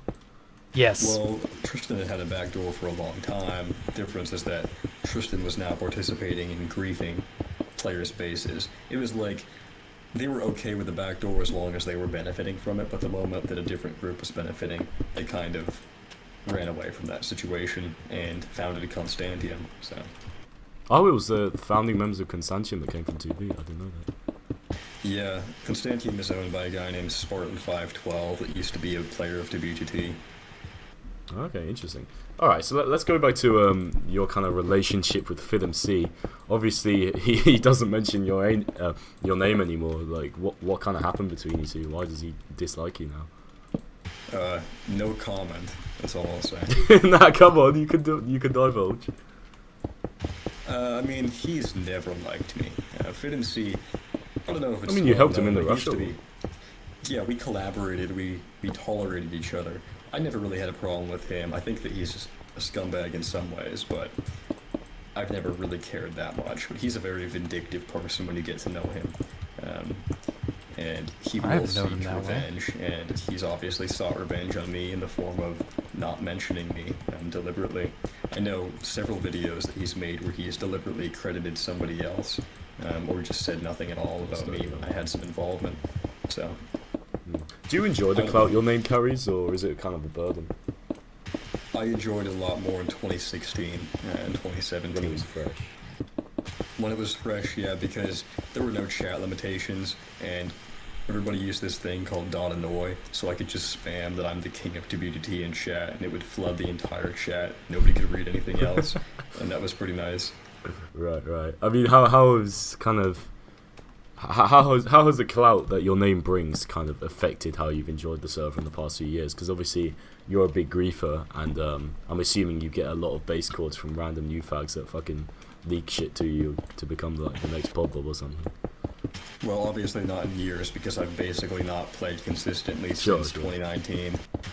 But yeah, I mean, I do enjoy that. I think it's really interesting. I think I enjoy being somewhat of a celebrity online where it doesn't affect my real life, because having experienced that with all like the attention it brings, I can understand why, well, to some extent obviously, why real life celebrities don't like the attention and want their own privacy, because I find myself having to block and ignore a lot of people to just spam my DMs, and at least in past years that was the case. Do you think you'd still kind of be involved with the 2B community without you ever being a famous player? I think I don't know. I kind of made it for myself. Like, my goal when I was 15 years old was to become a famous player. Even when I was younger than that, I actually have screenshots of me threatening to blow up Valkyria when I was 12 years old. So Right. it looks like I was just Yeah, I remember that because I tried talking him down from the ledge when that happened. I was telling him, like, no, you don't want to do this. You'll make a lot of enemies. Don't do that. You know, we don't want you griefing our stuff just because, like, you know, be a pal. Be cool to people. And no, little Jared would not have it. He would have none of that. He was like, no, I'm going to find you. We're going to grief you. And that was such a chaotic time. was just seeking clout for years. So Sure. I think I would have ended up in some form of being well known. Right, you would have I done don't know. something, yeah. Okay, let's rewind the clock a little bit and go back to 2015 when you griefed imps. I tried to go into good detail about this whole situation in my fucking entire history of 2B video. So can you kind of give us like the whole story from start to finish? How was imp space grief? Because it was been a while since I fucking researched that video. I remember it was some shit to do with like Tristan leaking it to you, and then motherfuckers like found, and that's how people found out Tristan had a back door or some shit because of items found somewhere at a stash. Can you just give that story? Yeah, I'll give you the quick rundown. So basically, early 2015, Tristan leaks an image to me in Skype accidentally. It's like this picture of these giant swastikas, and I save it. I don't really know what it is at the time, and it was really far out. It was like 1 million, and that, by those standards, that was fucking far out. And then later, like in mid-2015, I stumble upon this base at negative 40k, and it says that, like, Imperator was there, and everybody knows about Imperator's base back then because it was the most famous base on the server. They called it the ungriefable base. So I find these signs from Imperator at negative 40k, and it immediately clicks for me that, oh shit, those coordinates are Imp's base. He just traveled in a straight line from negative 40k. Oh, really? So I sit on it for a bit, and then I have a falling out with Tristan over some stupid stuff, I'm sure. And so I go there, I mine there like 100,000 blocks in the nether in like a single night. Yeah, because the which was diagonal crazy. highway wasn't a thing at the time, right? The diagonal highway is not a thing, and most of the highways did not even extend to 1 million. I dug from negative 1 mil on the negative X all the way to negative 1 mil on the negative Z, just like a 1x2 little shitty pathway. How long did that take you? Because obviously you didn't have shulkers or pickaxes at the time. Like, you had what, 20 shulkers to your 20 picks to your name? I mean, I was preparing for a while. I had some problems with Tristan in like November. I set up like a little base at negative 1 million X, and I was sitting there preparing to mine the imps for like a good 20 days, just grinding at a zombie farm, making pickaxes. And that's how that happened. I took them all in my inventory, filled up my e-chest, and it was like a Hail Mary because I really didn't know what to expect at those coordinates. So then I just dug there. Yep. And, you know, it ended up being real, of course. I spawned in at, like, I think basically underneath the Jesus statue. And then Frickin' was there with me, and we were the ones that griefed it. It took 48 hours for us to grief that base. He invited me, too. Shulkerus, so Yeah. How did you get the TNT for that? Did Frickin' bring it? So back in 2012, and when books were introduced, there was this glitch where you could assign enchantments to the book on the client side. Yeah, the because book it didn't have hacks. any protections in place to prevent players from giving the signed book whatever NBT they wanted to. So they did this at Imperator's base when it was kind of new. Yeah. And they killed creepers with this 32k looting, and it dropped tons of gunpowder, like double chest and double chest of gunpowder. So as we were blowing up the base, we found the stash of all these different mob drops from 2012. And it had a ton of gunpowder, so we took some shovels that were duped at the base, we stashed them away, and we mined up an entire desert for sand and just combined it. Oh, I remember him talking about that. I just digged That's a... probably why it took so fucking long to... Yeah, he mentioned something to the effect of, I just dug an entire desert. And that always stood out as odd to me, because I was like, Jared, you're going to Imps. Why are you digging a desert? I don't get it. And he never revealed the other half. Well, yeah, of course he's digging up a desert. He needs the sand for TNT. But I didn't even know that he was at Imps, let alone that that was his ultimate goal. So yeah, that made a lot more sense now, in retrospect. But at the time, it was very... almost counterintuitive. Like, shouldn't you be digging there? Now we know why. Yeah, okay. I definitely remember him inviting me and Silver and a few others, and I was just like, well, I'll go and see if there's any, like, illegal items or something. Spoiler alert, there were. But, didn't fully understand the scope of what we were about to encounter or why.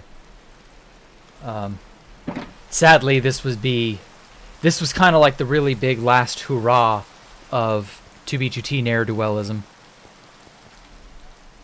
Grief, because Back in while there. we were griefing it, we had no TNT that we came with. We had to make the TNT to blow it up with. Right. Oh, I didn't know that. Was that desert close to the base? Like, can you still find that excavated site today?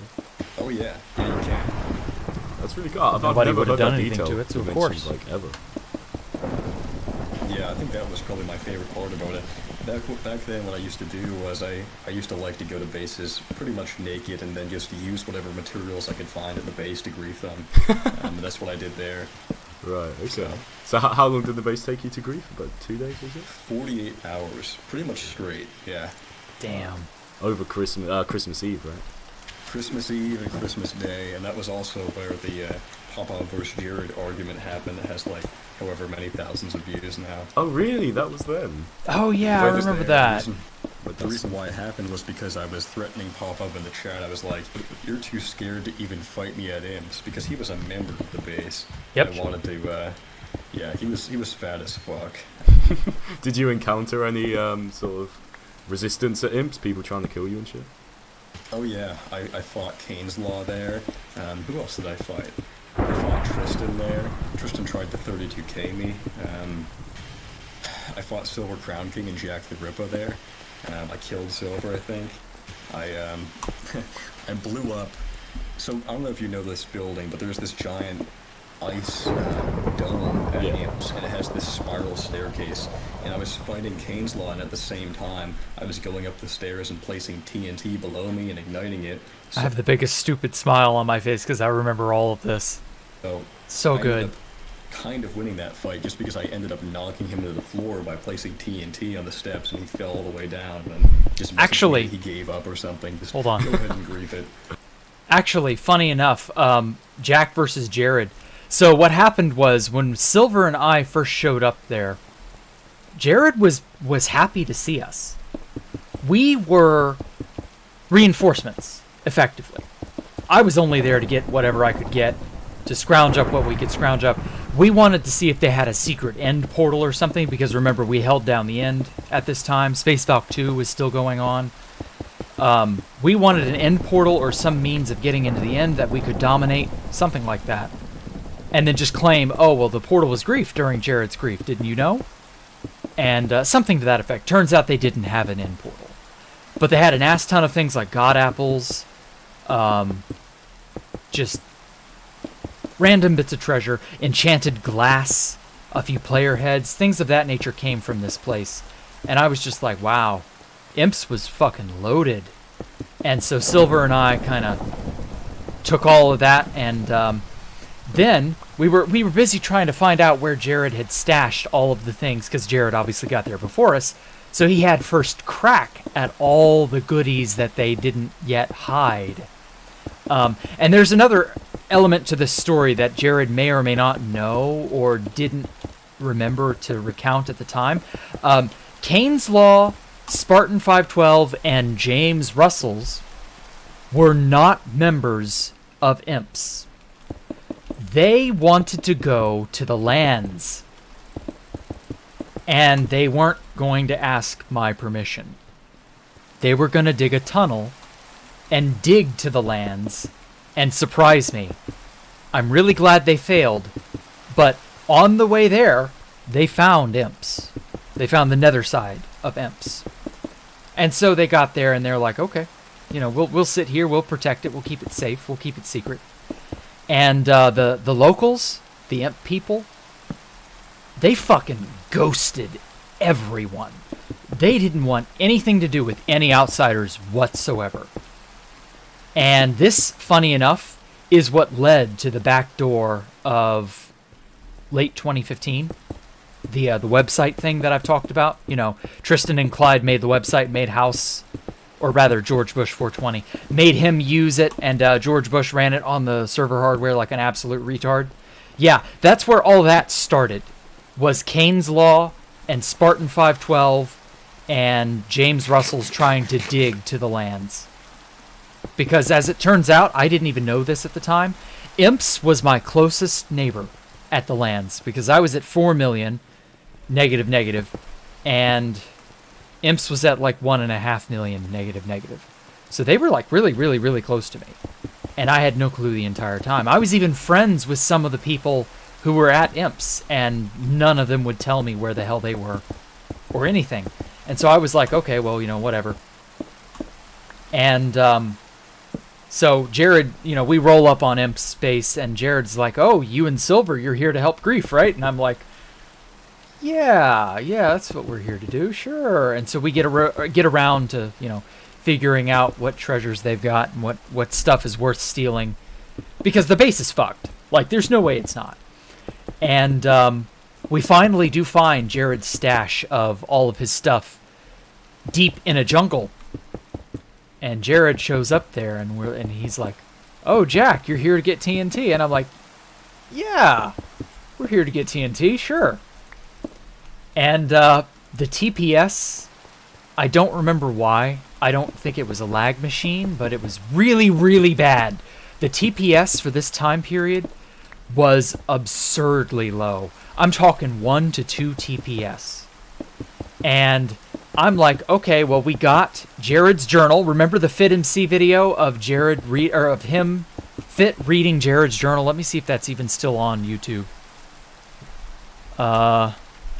Fit reading Jared's journal. Let's see if this is even... Yeah, Fit MC dramatic reading of Jared versus Pop Bob. Or no, that's Jared versus Pop Bob, my bad. Here we are. Fit MC dramatic reading of Pop Bob versus Jared, Cat Whisperer 420 re-upload. Is this it? All right, the following logs are from December 25th, 2015 on 2B2T. Okay, no, this is actually the day of the grief. 70. Pop Bob once again. Lose some weight. Ha, classic. Okay, I'm not going to pour through all that. Jared's autism diary. I remember this. Okay, here it is. Let me get the link here real fast. Rip Jack's channel. Oh, shush, Poncho. It'll be fine. Jesus Christ, I can't hear that. Okay, I will read it because I stole this fucking journal. I'm the first person, and these screenshots in this video are mine. I remember all of this. Okay, cool. Alright, page 1 of 50. First of all, page 1 of 50. Jared wrote a 50-page journal in early 2015. Like, detailing basically everything from the third incursion onward. So, like, this is all really, you know, really well supported stuff. Okay. My journey begins in a 1.3.2 taiga at the coordinates of... Who gives a shit? It's on screen. I've been following a string of 1.3.2 chunks for almost 10,000 blocks now to find a base. I have faith that there will be a base at the end of this path, but it's highly unlikely. I went through a portal because I was having no luck with that path. I will have to search the nether for a new path. I'm slightly low on food. This may be a problem in the future. I've decided to push on. Okay, there's really not like a whole lot of shit here. You can read it for yourself. This is just like boring stuff Jared did. May 2015. This is like right before the grief of Space Valk. Let's see here. AC/DC.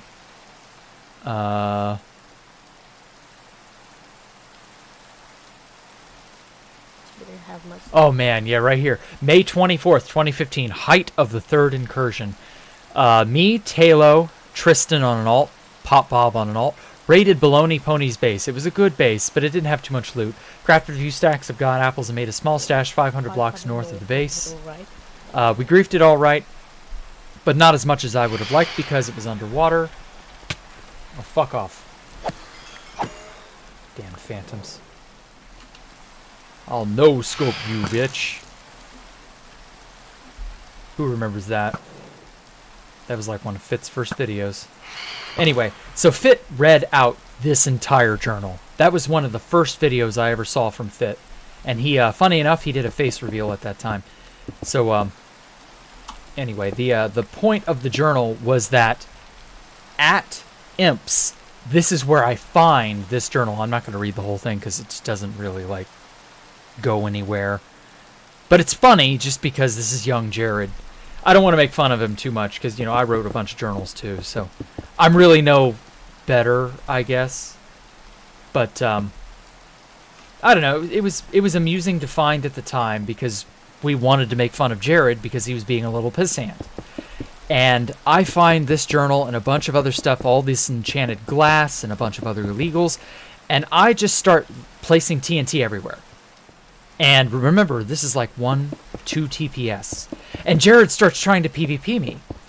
And I'm like, Jared, you literally cannot hit me because the way the server updates is just never going to put you in a position, like, you can't stop me, and I blow up the entire thing. And Jared got so mad at me. He was so angry. And that's basically what the hatred for that incident fueled his desire to go to the lands with Talo and blow it up in early 2016, about 2-3 months earlier. Or no, 2-3 months later on, after the grief at Imps. And then obviously Talo discovers the bed TP, which facilitates this entire event. And yeah, that's basically how that went down. That's a W. So did you die at all, or how many times did you die? I didn't die at all at Imps, no. Nice.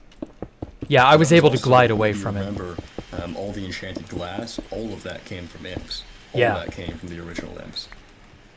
And is that what people used to find out that Tristan had a back door? No. The way that happened is when I griefed Imps, I also doxed Tristan, and I released some information about a website that he was hosting where he happened to have files. It was his I didn't FTP realize. server. And the It was his FTP server because, as I said, they forced House to host the new. I keep calling him House, George Bush 420. They'd forced him to host this new server or this new website, and because it only took a few PHP commands and some other things to just gain access to the root of 2B2T, basically there was no stopping any of this seemingly. And the way they got the copy of Imps and the infamous stash that had barriers and the 32Ks. The way they got all that on the server was Tristan's FTP server. They just uploaded the chunks, or the region files rather, directly onto the server. And when Jared doxed him, everybody knew Tristan was sus, but we weren't exactly sure how bad things really were. We didn't know. And that caused Kane's Law, Spartan 512, and James Russell's to paw through Tristan's FTP server. And then they found a bunch of region files. And so they were able to download this because Tristan didn't secure this stuff properly. And upon throwing all this into a Minecraft world and visiting that region file, well, lo and behold, it's the mother of all stashes, at least that we had seen at the time. It's not the archive, but it's that Mushroom Island base. And it's a bunch of other stuff too, including imps. And so that kind of gave everybody a clue that, oh, shit, shenanigans are afoot. Files contained region files for specific locations on the server. And we learned number one, that he copied and pasted the imp space in November of 2015 by pulling region files directly from the server. Yep. And we also learned that Tristan had this massive stash. Not Hey, a Red huge Carlos. stash, just a stash of items that he spawned in. And the region files for that were on the website that I leaked. And it was Kane's Law that looked into that and found out that there were other regions on that world download of imps that was on his website. Yep. Right. So when you doxed Tristan and released his website link, was that in retaliation for him doing something, or was that just part of the griefing imps thing? I can't remember what the drama was between me and him. I really can't remember. I'm sure it was something stupid. It was just dumb, banter. I mean, his name was already public, so this dox was really nothing significant. The only thing that came of it was obviously releasing the coordinates of Tristan and Pyrobyte's master stash by mistake. So you were sitting on the imps cords and all this shit for a long time without even realizing. Oh yeah, it wasn't until mid-2015 that I felt really confident that those were the coordinates. Huh. Yeah, so in this whole process, your personal diary got leaked. When was that? That actually was also during imps, and the reason why it was leaked was because it was in my ender chest. I emptied all my ender chest because I wanted a full inventory, a full ender chest of the enchanted glass. I had all the enchanted glass in my ender chest for a bit. But Jacktherippa found the little area where I stashed my other ender chest contents, and he took my journal, which wasn't ever anything too special to me. It was more like recording specific things that I did. Yeah, it's a cool thing. It's funny how it's become. I think they did, yeah. History like that. Amion. Other people used to do similar things, but. I mean, Are you aware there's a bounty? What Amion said. I think this is how they found Hardhat's pyramid. I think Hardhat's build site had already been long since known, but because it was at -1 million, -1 million. It was a really famous, milestone. But I don't think anybody knew Hardhat had really done anything major there, and it was during this time, during them digging to the lands, that Kane's Spartan and James Russell figure out that this gigantic pyramid is at -1 million, -1 million. And they kind of kept that hush-hush, too, because they knew if people... Because -1 million, -1 million is a very famous landmark. If people know that that's a thing, well, of course it's going to get griefed. Duh. Awesome Guy Monkey made a base called Avalon at 1 million X Z0. Literally on the X-positive highway. Avalon's days were numbered, too.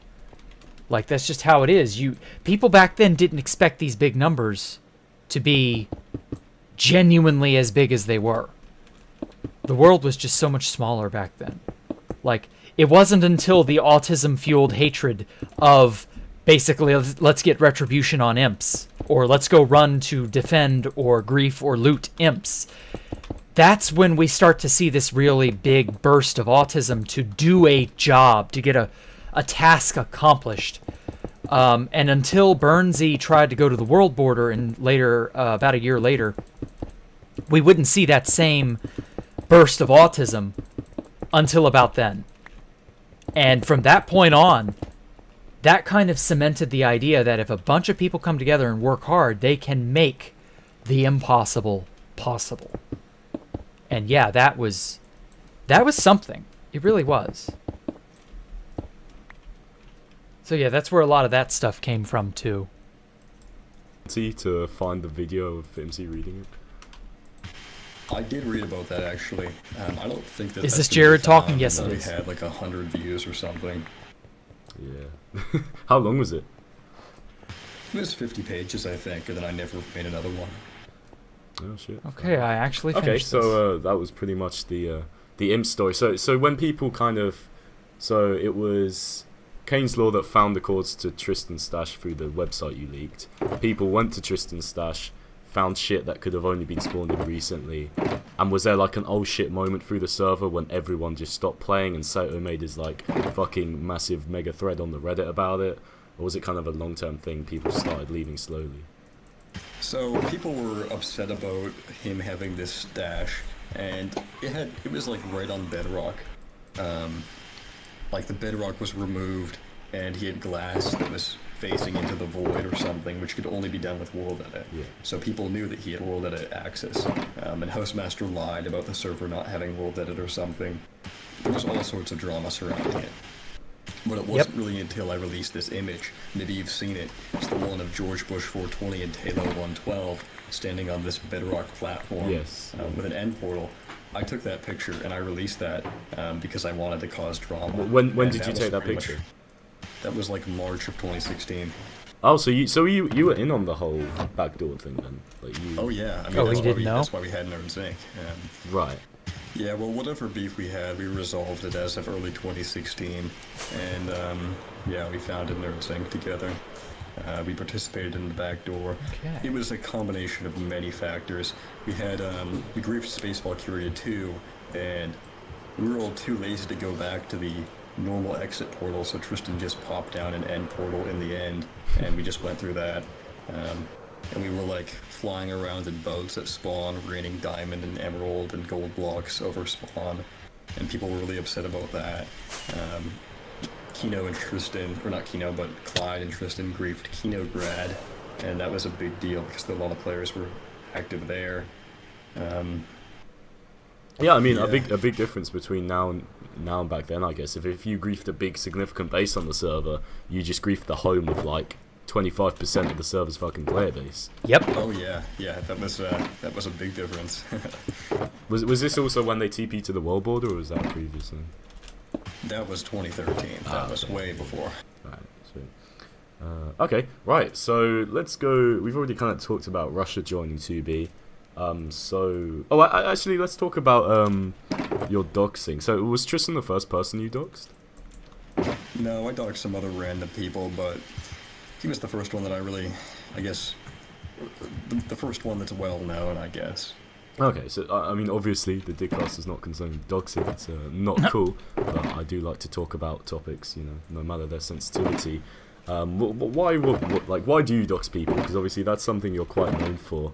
Do you just like not really care, or do you not feel bad for people, or do you think that people deserve it? I don't dox people anymore, and I haven't in like 3 years. I mean, when I was young on the server, when I was young on the server, nobody really cared about it. It was just a thing that happened, and people just, there wasn't any stigma surrounding it. Like, you weren't considered a bad person because you doxed people. Everybody doxed each other, but it wasn't like, nobody was getting sent pizzas. Right. They just posted your name, and that was pretty much it. It never escalated from there. I don't know. It I was didn't just in that era, participating but in before and it I didn't did. really give much thought to it because I was young. Fair I did it enough. in later years because it was strategic. Doxing certain players meant being able to get them out of the community forcefully, and that's what I How was did that doing. benefit you in some cases? Well, there were some players that I doxed, and I sent them their dox information or something, and then out of fear or out of, like, suspicion that I was going to do something further, which I never did, by the way. I don't endorse any of the stuff, like the swatting or the pizza sending that goes on nowadays. It was just, like, it was the threat of something happening. by sending It's a somebody's scare information. tactic, sure. Yeah, it was a scare tactic. And most of the people that I doxed, I never even released their information. I doxed over 250 people in the community. Jesus most of Christ. them- Oh my god! Okay. What I did was I had insiders. Are in you groups, serious?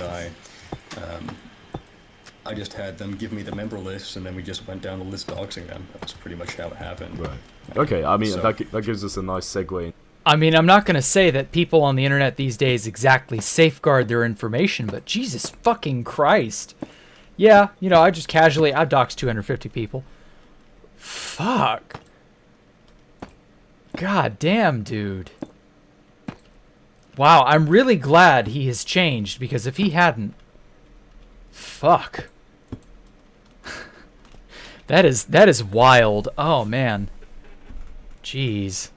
Yeah. Just... Damn, Jared, damn. Into your whole fun time with Imperium. So obviously you're known for kind of being one of the guys that sort of... Actually, no, I'll ask you this as a question. Do you kind of feel like you were a big contributor to the Imperium downfall?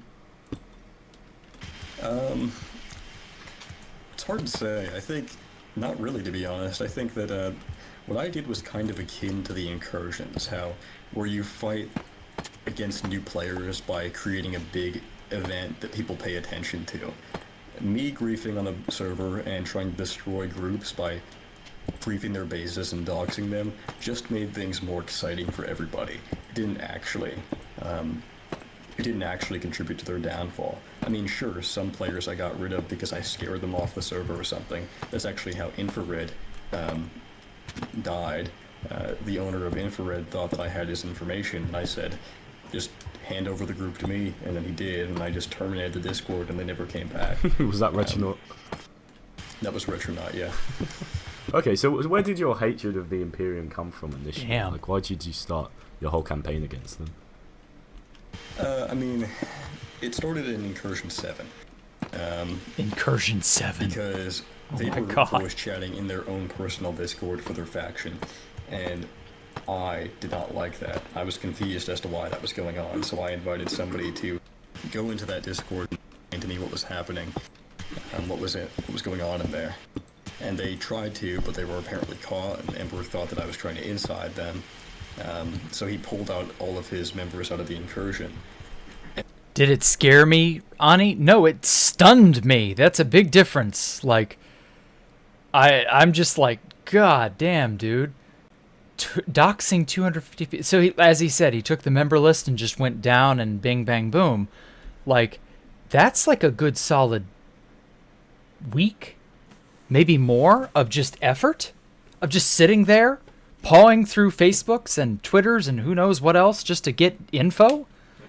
Like, fucking hell, dude. And then he had Jordan L666 terminate the Discord, and that pissed me off. So I started targeting them. Okay, so essentially, you created the Incursion Discord, or someone did. This was the Fuse 3 one, right? Incursion 7? Yes, I think so. Okay. So, and then a lot of infrared people were involved in that, but then they started coordinating stuff on their own. That pissed you off, or that pissed... Yeah, that pissed you off, and then, like, it got you? Like, what happened after that? Yeah, I didn't like that they were voice chatting in there because activity in the Incursion Discord was really important to the success of it, and because they were not participating in that, rather choosing to participate in their own Discord, it was hindering the productivity of the Incursion, and I didn't like that. So. Okay.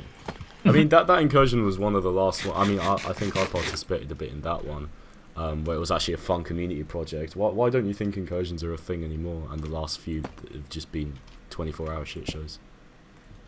I haven't even paid attention to Incursions after Incursion 8. Oh, fair enough. The reason why I don't think that they are any good anymore is because they don't have any legitimacy. They don't have any old players that are contributing to them or participating in them. It's just new players that are trying to grab clout. So I don't really. Sounds about right. I don't really care about that.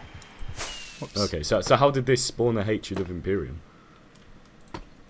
Because they pulled out of the incursion, and Jordan L666, who was a member of Imperium, terminated the Discord. Oh, okay, I see. Yeah. They ended incursion 7 because they didn't like me or suspected me of doing something. Sure. Okay. So how did you instantly get to work insiding them? And that was kind of your time. Yeah. As soon as incursion 7 ended and FitMC blamed the entire thing on me, What did FitMC give as a reason for that?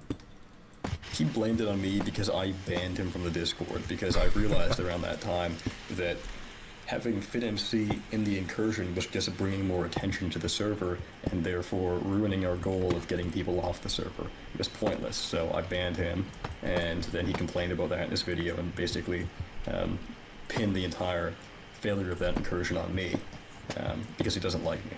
Sure. Okay. So. Okay, so inciting Imperium, like, how did that go? Very successfully. Next. Can you give, like, you incited yourself, you got an alt account, you got other people to do it for you? I never incited it myself. I've never incited a group on my own. You own. don't do that? Okay. No, I don't do that. I had other people do it, and it was very successful. I had probably 2 or 3 people in the inner circle.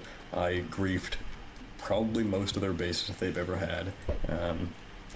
I mean, probably a total of like 25 or something, plus their stashes that I griefed. Damn. So.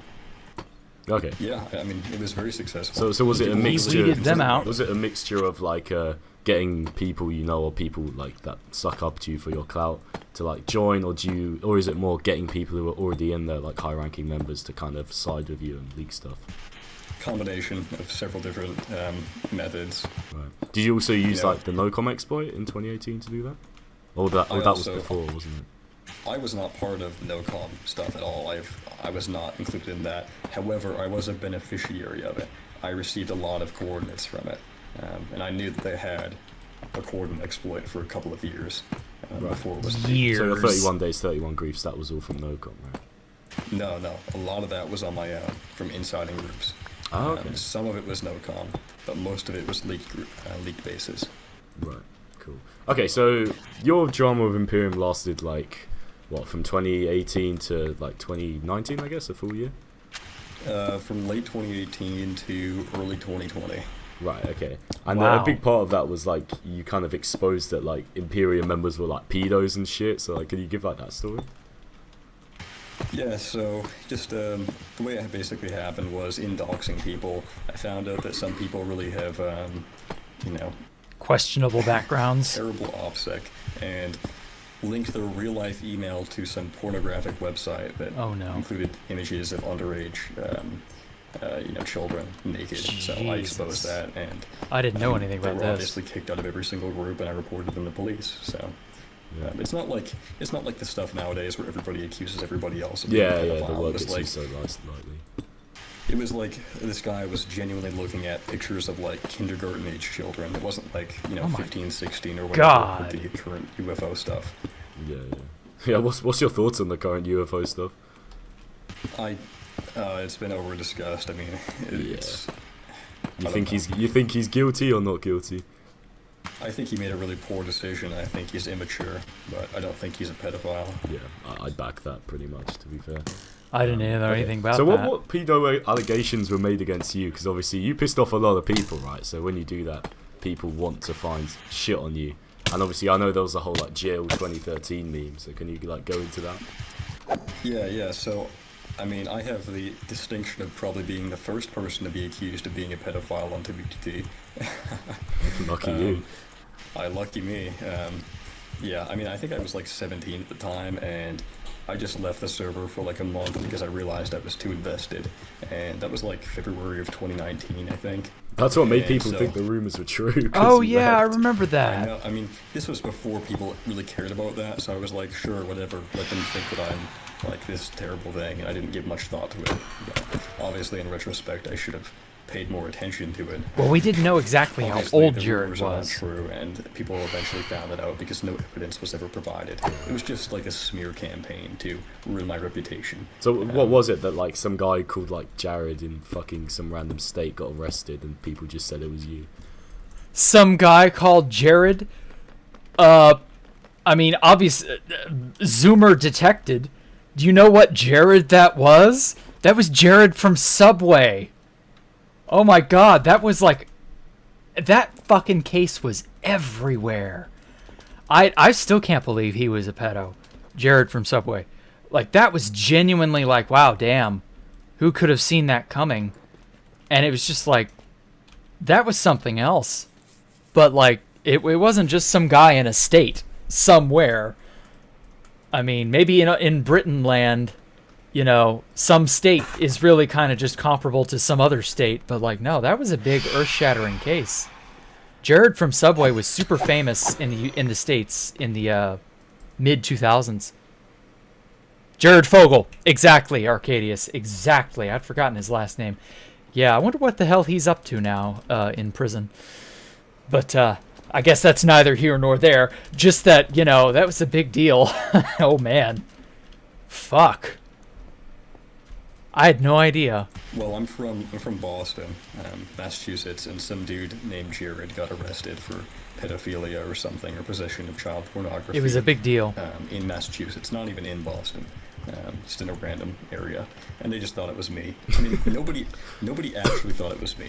For the record, nobody. Sure, thought yeah, it was no, me. it was a big move, yeah. But they were going to like push that narrative because it was in their best interest too. It was like fun. they wanted to. They wanted to ruin my rep. So you never like, you never took it seriously and actually said it wasn't you. You just let people believe whatever.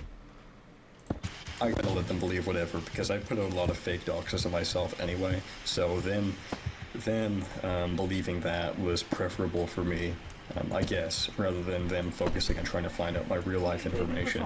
So Sure, yeah. Is your name actually Jared? no. Oh, okay. Yeah, okay. Have you been fully doxxed now? I thought you had, right? Yeah, I've been fully doxed. Yeah. Yeah. When did that happen? Last year, wasn't it?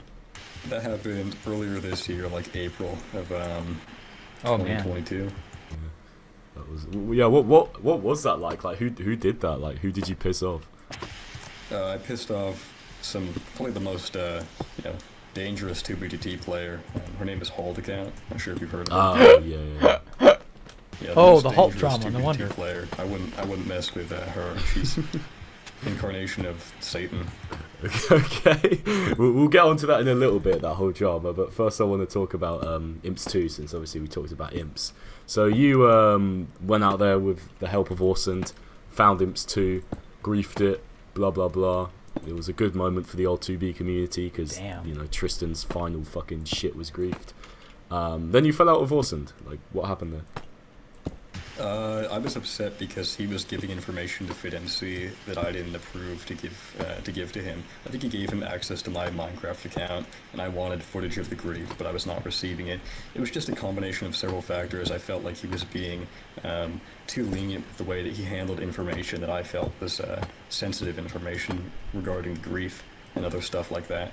So I just downloaded all the chat logs and then released them. That's pretty much how it happened. Would And you I have preferred if basically quit. FMC never made a video on that incident?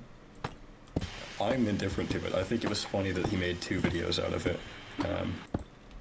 But you don't like the fact that Orsand was pushing for it? That's not what I'm saying. I'm saying that I dislike that Orsand was handling certain kinds of information that I provided to him in a way that I felt was overly lenient.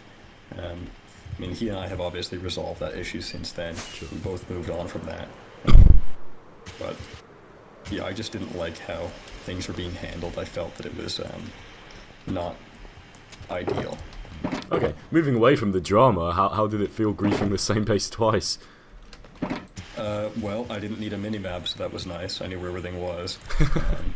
It still took, even with modern stuff, it still took 15 hours to grief with 3 people. Who was the third person? Herm. Hermetic Lock. Oh, yeah.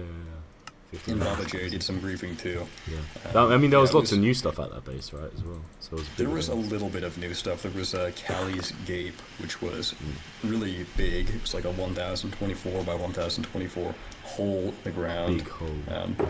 Yeah, made by Tristan using World Edit or MC Edit or something. So Yeah, that was new. That was interesting, exciting. Yeah, I mean, my favorite grief is always going to be the original, just because there was so much drama surrounding it, so much. Yeah. Just as an aside, he mentioned it there, Callie's Gape. I named it that. There was this girl that Tristan crushed on in high school, and she basically rejected him. And he was at Imps, and he built a statue of her Minecraft skin. And I think he even ended up gaining access to that account at some point. And so Tristan basically simped, like really hard, like broken heart, you know, puppy dog, over this girl for a long time. Took him a while to get over her. And like built a statue to her on 2B2T. And this is before the original Imps grief. And we were just like, yikes, when I learned who that was. And so the gape, the hole down to bedrock, Offtopia told me that was going to be used for some sort of something or another. I never really like got the full story on what that was supposed to be for. Just that they were going to use that for something. And so I learned about this, and I was like, well, there have been a lot of really big, prominent female members of the 2B2T community. And at some point, I forget how, there was this one base called the Gape, which was near spawn, and it was just somebody dug it down to bedrock, and that was the end of it. I think Victor Merkey, or Victor 96, whatever his fucking name was, he dug this hole. And at some point, it became known as Khaleesi's Gate, because Khaleesi was a female member of the community who gained a lot of attention. And at some point, they made another one called Cyto, because Cytotoxic T-Cell, she was another female member who gained a lot of attention. And so I was just like, well, you know, if we're keeping up with the theme, you know, this girl, what was her name?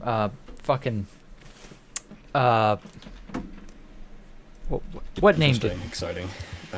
So... What name that did was he new. say? That was interesting. The hole in the ground, really big. There was a little bit of new stuff. There was What was her Callie's name? Gape. Stuff at that base, right, as well. So it was There was a little bit of new stuff. There was Callie's Gape. Callie, that was her name. Yeah. So and I was just like, well, if we're keeping with the theme, you know, there's that statue dedicated to that one girl that Tristan was all lovesick for a long time. You know, why not name it after her? And I was just like, yeah, that's funny as shit. Why not? And so Jared, because Jared live streamed the griefing of Imps 2 with Orson and Herm the whole while, and I ended up getting notified about that, and I'm like, oh, well, that's funny. And then I just was like, yeah, this giant fucking hole in the ground, call it a gape, just like all the others. And that was the perfect name. And yeah, I guess that just kind of it lives on in infamy now. It's really big. It was like That a shit's funny. 1024 by 1024 hole in the ground. Big hole. Yeah, made by Tristan using World Edit or MC Edit or something. So I think it was that World new. Edit. That was interesting, exciting. Yeah, I mean, my favorite grief is always going to be the original, just because there was so much drama surrounding it, so much that happened that night. Such an operation as well.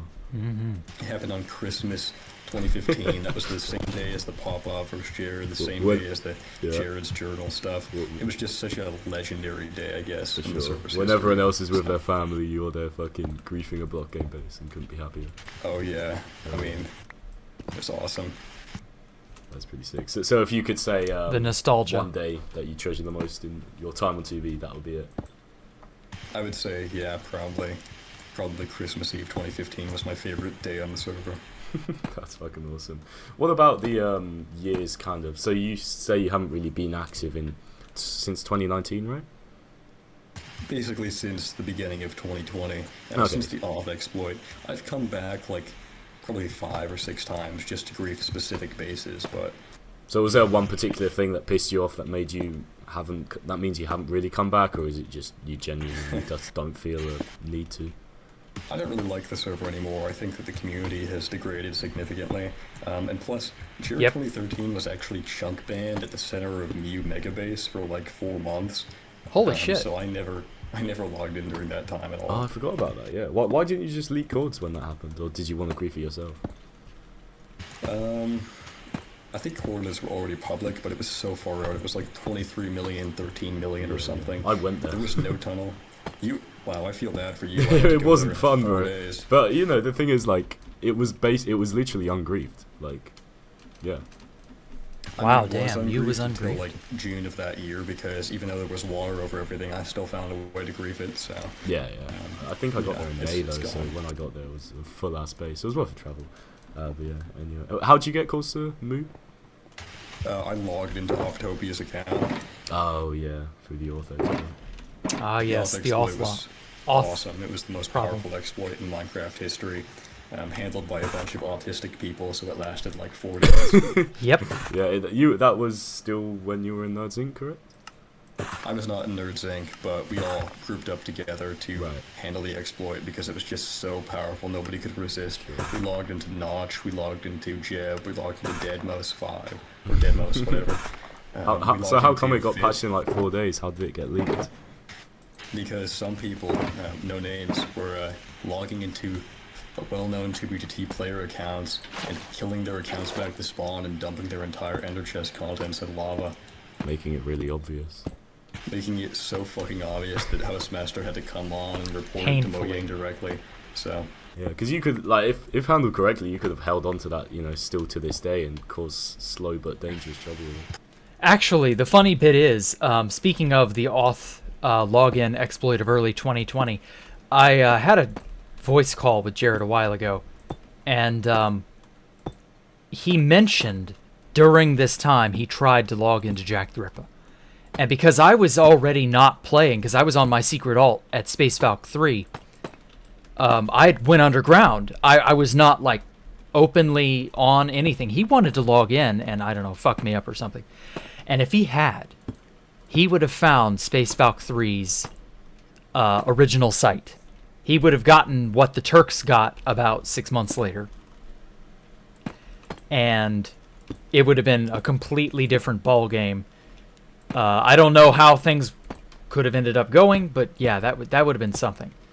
And so, yeah, that was wild. I ended up moving Jacktherippa from Space Falcon 3, like, while the auth exploit was going on, but I changed the name very, very, very quickly to Ace Ray, because I'm a Sky Striker main in Yu-Gi-Oh!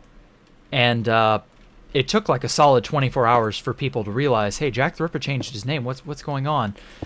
And by that time, I'd already moved away from Space Falcon 3, and I was just like, I'll just change it back in a month when the name, before the name becomes available, but after the cooldown on renaming, and nobody will be able to do anything about it. And a bunch of people questioned me, like, what was that all about? And I'm like, don't worry about it.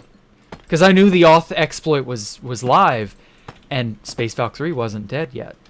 And so I was like, that's a huge problem. I can't have anybody just logging in here, finding out what my secret account is, and also dumping my ender chest contents and a bunch of other shit.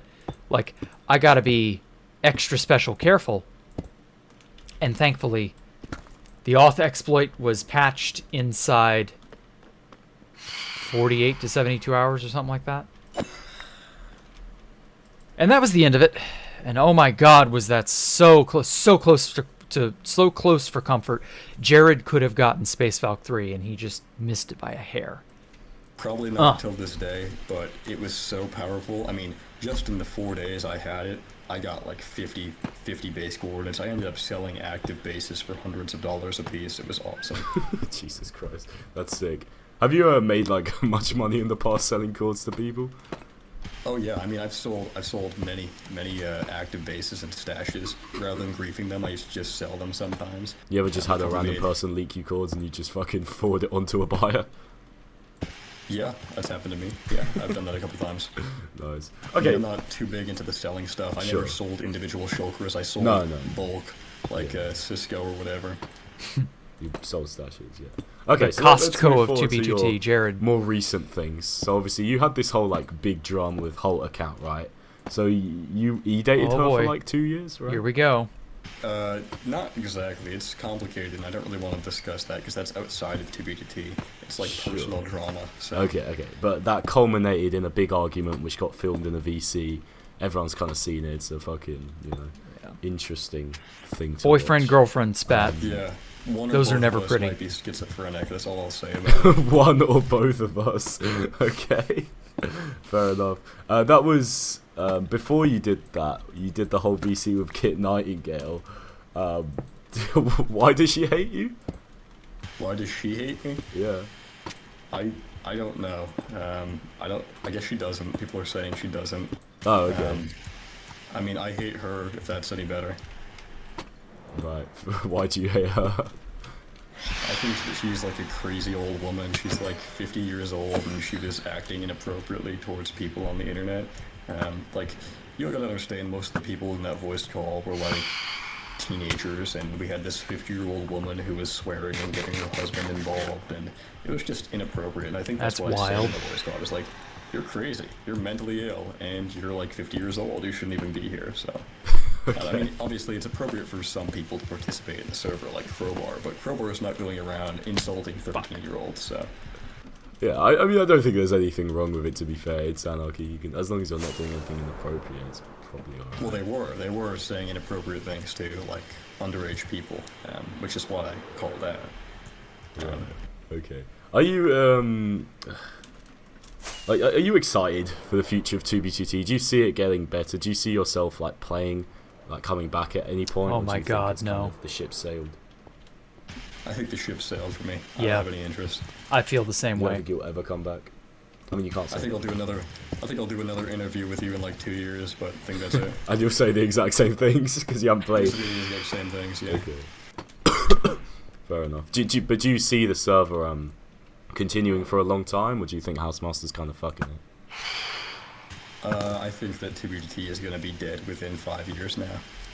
That's my expectation, because I don't know if it's going to successfully update to 1.19.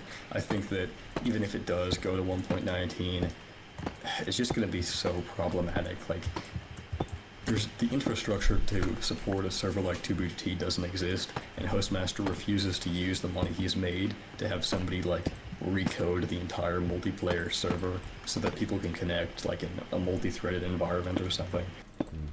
Is there anything about the server's like ownership or like administrators that like that the general public like doesn't?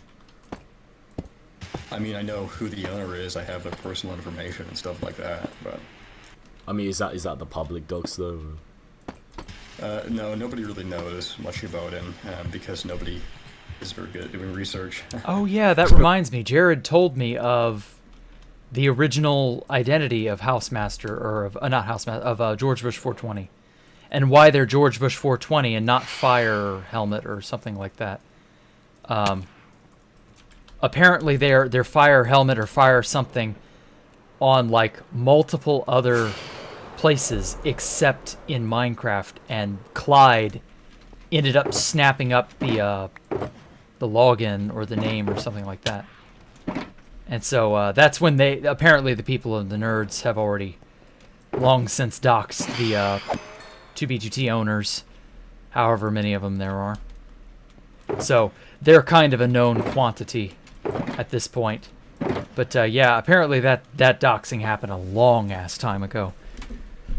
Oh well, what can you do? Right, fair enough. So you're alright, okay, I guess that's all. Do you think it's multiple people, I'm assuming? Yeah. It's done by a team of people, but it's significantly owned by one person, as far as I know. And for a while it was owned by Rusher, but Hostmaster bought it back from that person in 2017. That's why Old Player Q was removed, because Hostmaster bought it back in November 2017. Ah, Oh, interesting. that explains why. Mean, what do you have to support though? Is that just like a theory? It's not a theory, it's well known, it's established fact, but it's not necessarily public. It's like an open secret, you know? Right, but like that's based off of like what? House hated the account selling too. Just logic. I think that at that point, Hostmaster was still communicating with some older players, and I think that was divulged in the communication, because you realize that the owner of WDT used to play after June in 2016 and in early 2017. Oh He was really? still around. I didn't know that. Yes. Okay, so what would you say has been your biggest takeaway from your time on 2B2T? You're almost 10 years. My biggest takeaway? What have you taken away the most from the server? Have you learned a life lesson, Jared? That's a really difficult question. What have I taken? No, like what has 2B2T given you? Like what have you improved personally, any? Gained from 2B2T? Well, I'll tell you, the 2B2T has taken a lot of time for me, a lot of time that I've sunk into the server. I'm not sure exactly what I've gained from it. I mean, at least fun, right? I mean, yeah, I've spent like no money at all on this game or server ever, so that's pretty nice. Pretty good hobby, I guess. Yeah, okay, fair enough. Blank So, slate. the usual question then: has 2B2T had a net negative or a net positive impact on your IRL life? Probably a net positive. Okay, but you say it's taken a lot of time and not really giving anything back. I think the things that's given back are so vague and difficult to point out that it's more of a personal thing, because the way that I handled myself online, I've learned things about how to deal with people, how to communicate in a specific way. There you go. Things There's that the I life probably lesson. would not have experienced otherwise. Yeah, I think that I've learned a lot socially from the server. Right, yeah, that's a comment. I asked that question to most guests on the podcast, and social skills is pretty much the main response I get, which is quite interesting. Okay, well, I think that's kind of all the questions I had prepared for you. Now moving on to the Patreon questions. Obviously, the Digcast has a Patreon in which we let our members ask questions to the guests, which can sometimes be highly autistic. Sometimes they can be, on rare occasions, interesting and insightful. So this one's coming from Oddpay, saying, why do you keep calling Oddpay a mini Orsund? Is this racially motivated? Racially motivated. Yes, it is racially motivated. Next question. Okay, good to know. This is coming from Lazarus. Do you still see Kit 90 Girl as mummy? No, fuck no. I don't talk to that person. I have no interest in talking to that person. But you used to call her mummy. What's changed? I realized that referring to people as mommy on the internet is not a very intelligent thing to do, especially when it's being recorded in a voice call with 110 other people. It's a little cringe. By thousands on Not YouTube. gonna lie. Yep, Viewed by okay. thousands, yeah. So you regret your wording then? Yeah, I regret my wording. I'm not sure what else I would call her, but definitely not that. Okay. Guess hag is more appropriate. Hag, oh my god. Fucking hell, okay. Actually, speaking of regrets, let's just move away from the Patreon questions real quick. Is there like one main regret you have from your time on 2B? Like anything you missed out on or you didn't do or did do? I mean, I've screwed myself over because I've griefed so many people that nobody is willing to invite me to any bases and stuff, so it's unfortunate. I think probably if I could go back, I would not dox people again. Maybe I would still grief them. I have no bridge to burn and I must grief. Maybe I wouldn't, but I definitely would not dox. Is that just doxing kind of publicly, or are you still fine with sending someone their information to scare them? I mean, no, doxing to me is just All round doing bad. research on people is fine if you hold it to yourself, but releasing it publicly for malicious intent is Or using it inappropriate. against them one-on-one. Exactly. I mean, as a defensive measure, I still do that. Like, as a defensive measure, I will still do research on people because I think it's prudent to do that, to know who you're talking to. Sure. But I don't release that information. That's kept with me private. I don't brag about it or anything like that. Okay, that's good. That's interesting that you've kind of learned from. At least he keeps it to himself. Grown from, being a teenager. I who guess. doxes everyone. Okay. This one's coming from Catgirl Amy. Says, is it true you've been catfished by Killit? Kill it? Not really. Zuslin? Yes, and I would do it again. Why do people think you've been catfished by Killit? Where's that come from? Because Killit likes to talk about it. Killit catfishes like everybody on the server, or at least attempts to.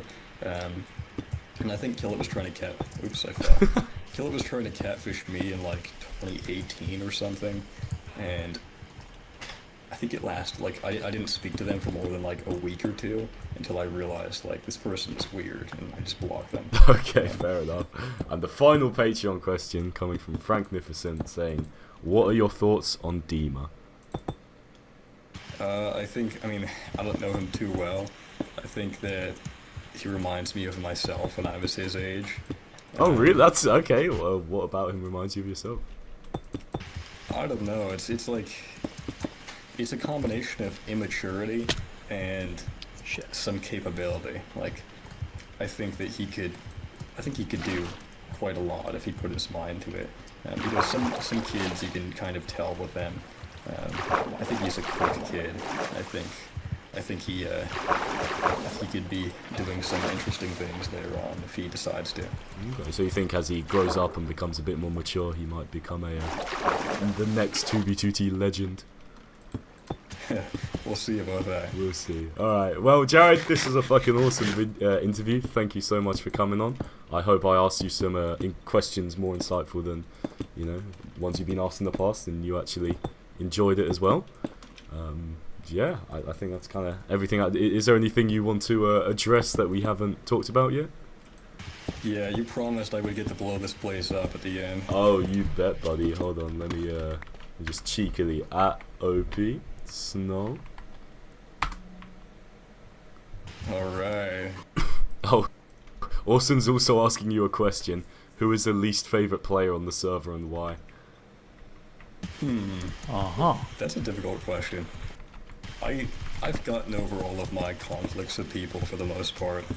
I really don't know who is my least favorite person on the server. That's difficult. Okay. Anyone that springs to mind? Let me think about it for a bit while I blow this place up. Sure, good. Take your time. Frank, I put you in survival, bro. You can literally be hurt.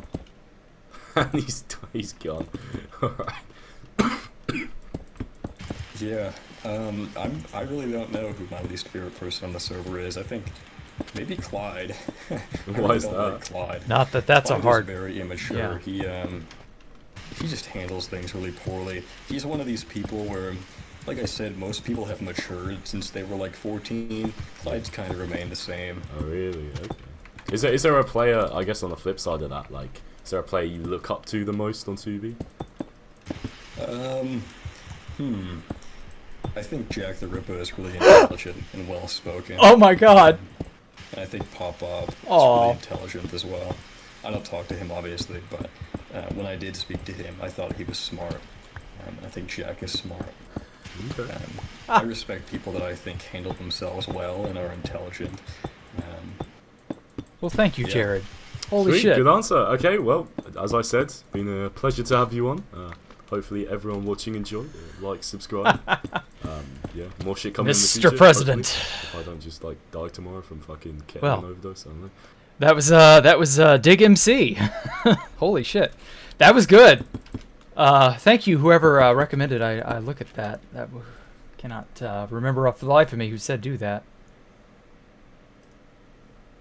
Let me see real quick. Oh, and turn down the music a bit. There we are. Okay, back to our regularly scheduled autism. Oh my god, Stupid Walrus posted in the fucking Discord. Ah, it was Rue. Okay, yes. Thank you, Rue. Thank you so much. That was amazing. Oh my god, Stupid Walrus sighting. Wow. Yeah, that was something.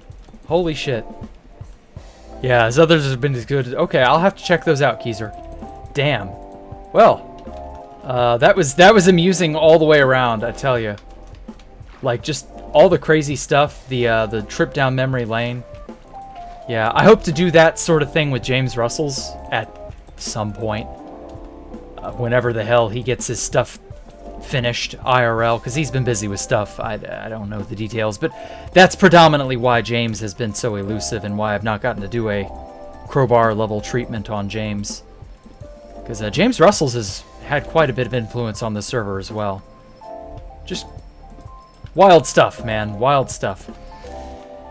But anyway, yes, good job, Rue. Good job, Dig. Good job, Jared. Thank you all so much, and thank you all so much for supporting me as well in the 2B2T elections. I still can't believe that was a thing. That was also some wild shit. I still cannot believe I won that. Like, I didn't intend to. I was only doing it for the lulz to just be like, ha, I'm running too. Vote Jacktherippa, the quality candidate. Oh, hey. Ah, there you are, Rue. Yes, welcome. Great listening and reaction. Yes, exactly. Thank you. Well, unfortunately, I can't guarantee I'll have too much more. Because, like, the problem with a lot of 2B2T stuff is that my stories have an end point. You know, there's a lack of stuff at a certain point that I just don't have any experience with, or I've treaded this story before. I've said this 2 or 3 times. Like, at a certain point, the well runs dry, you know? It just is what it is. So yeah, I've tried to sort of make a life after 2B2T for myself. You know, maybe I've succeeded, maybe I haven't. I don't know. But at any rate, damn, that was a trip. That was a real trip. I was the best president. Well, I don't know that I've been able to do much of anything as president. I haven't been able to get on the server since. I haven't even thought about getting on the server since before. I don't know. We'll see. But yeah, at any rate, guys, thank you all so much for coming out and giving me a moment of your time. I want to kind of connect this up to that spot where I started real quick.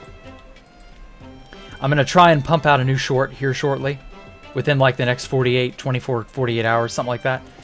More how to build on Space Valkyria 1. Just, you know, more good stuff. I'm going to stream, of course, as I have. And other than that, oh shit. One of these days, I'm going to be able to do this more professionally. Oh shit. Anyway, well, Chief, I pinged everyone on the server asking them to vote for me. Yeah. A lot of people joined and voted.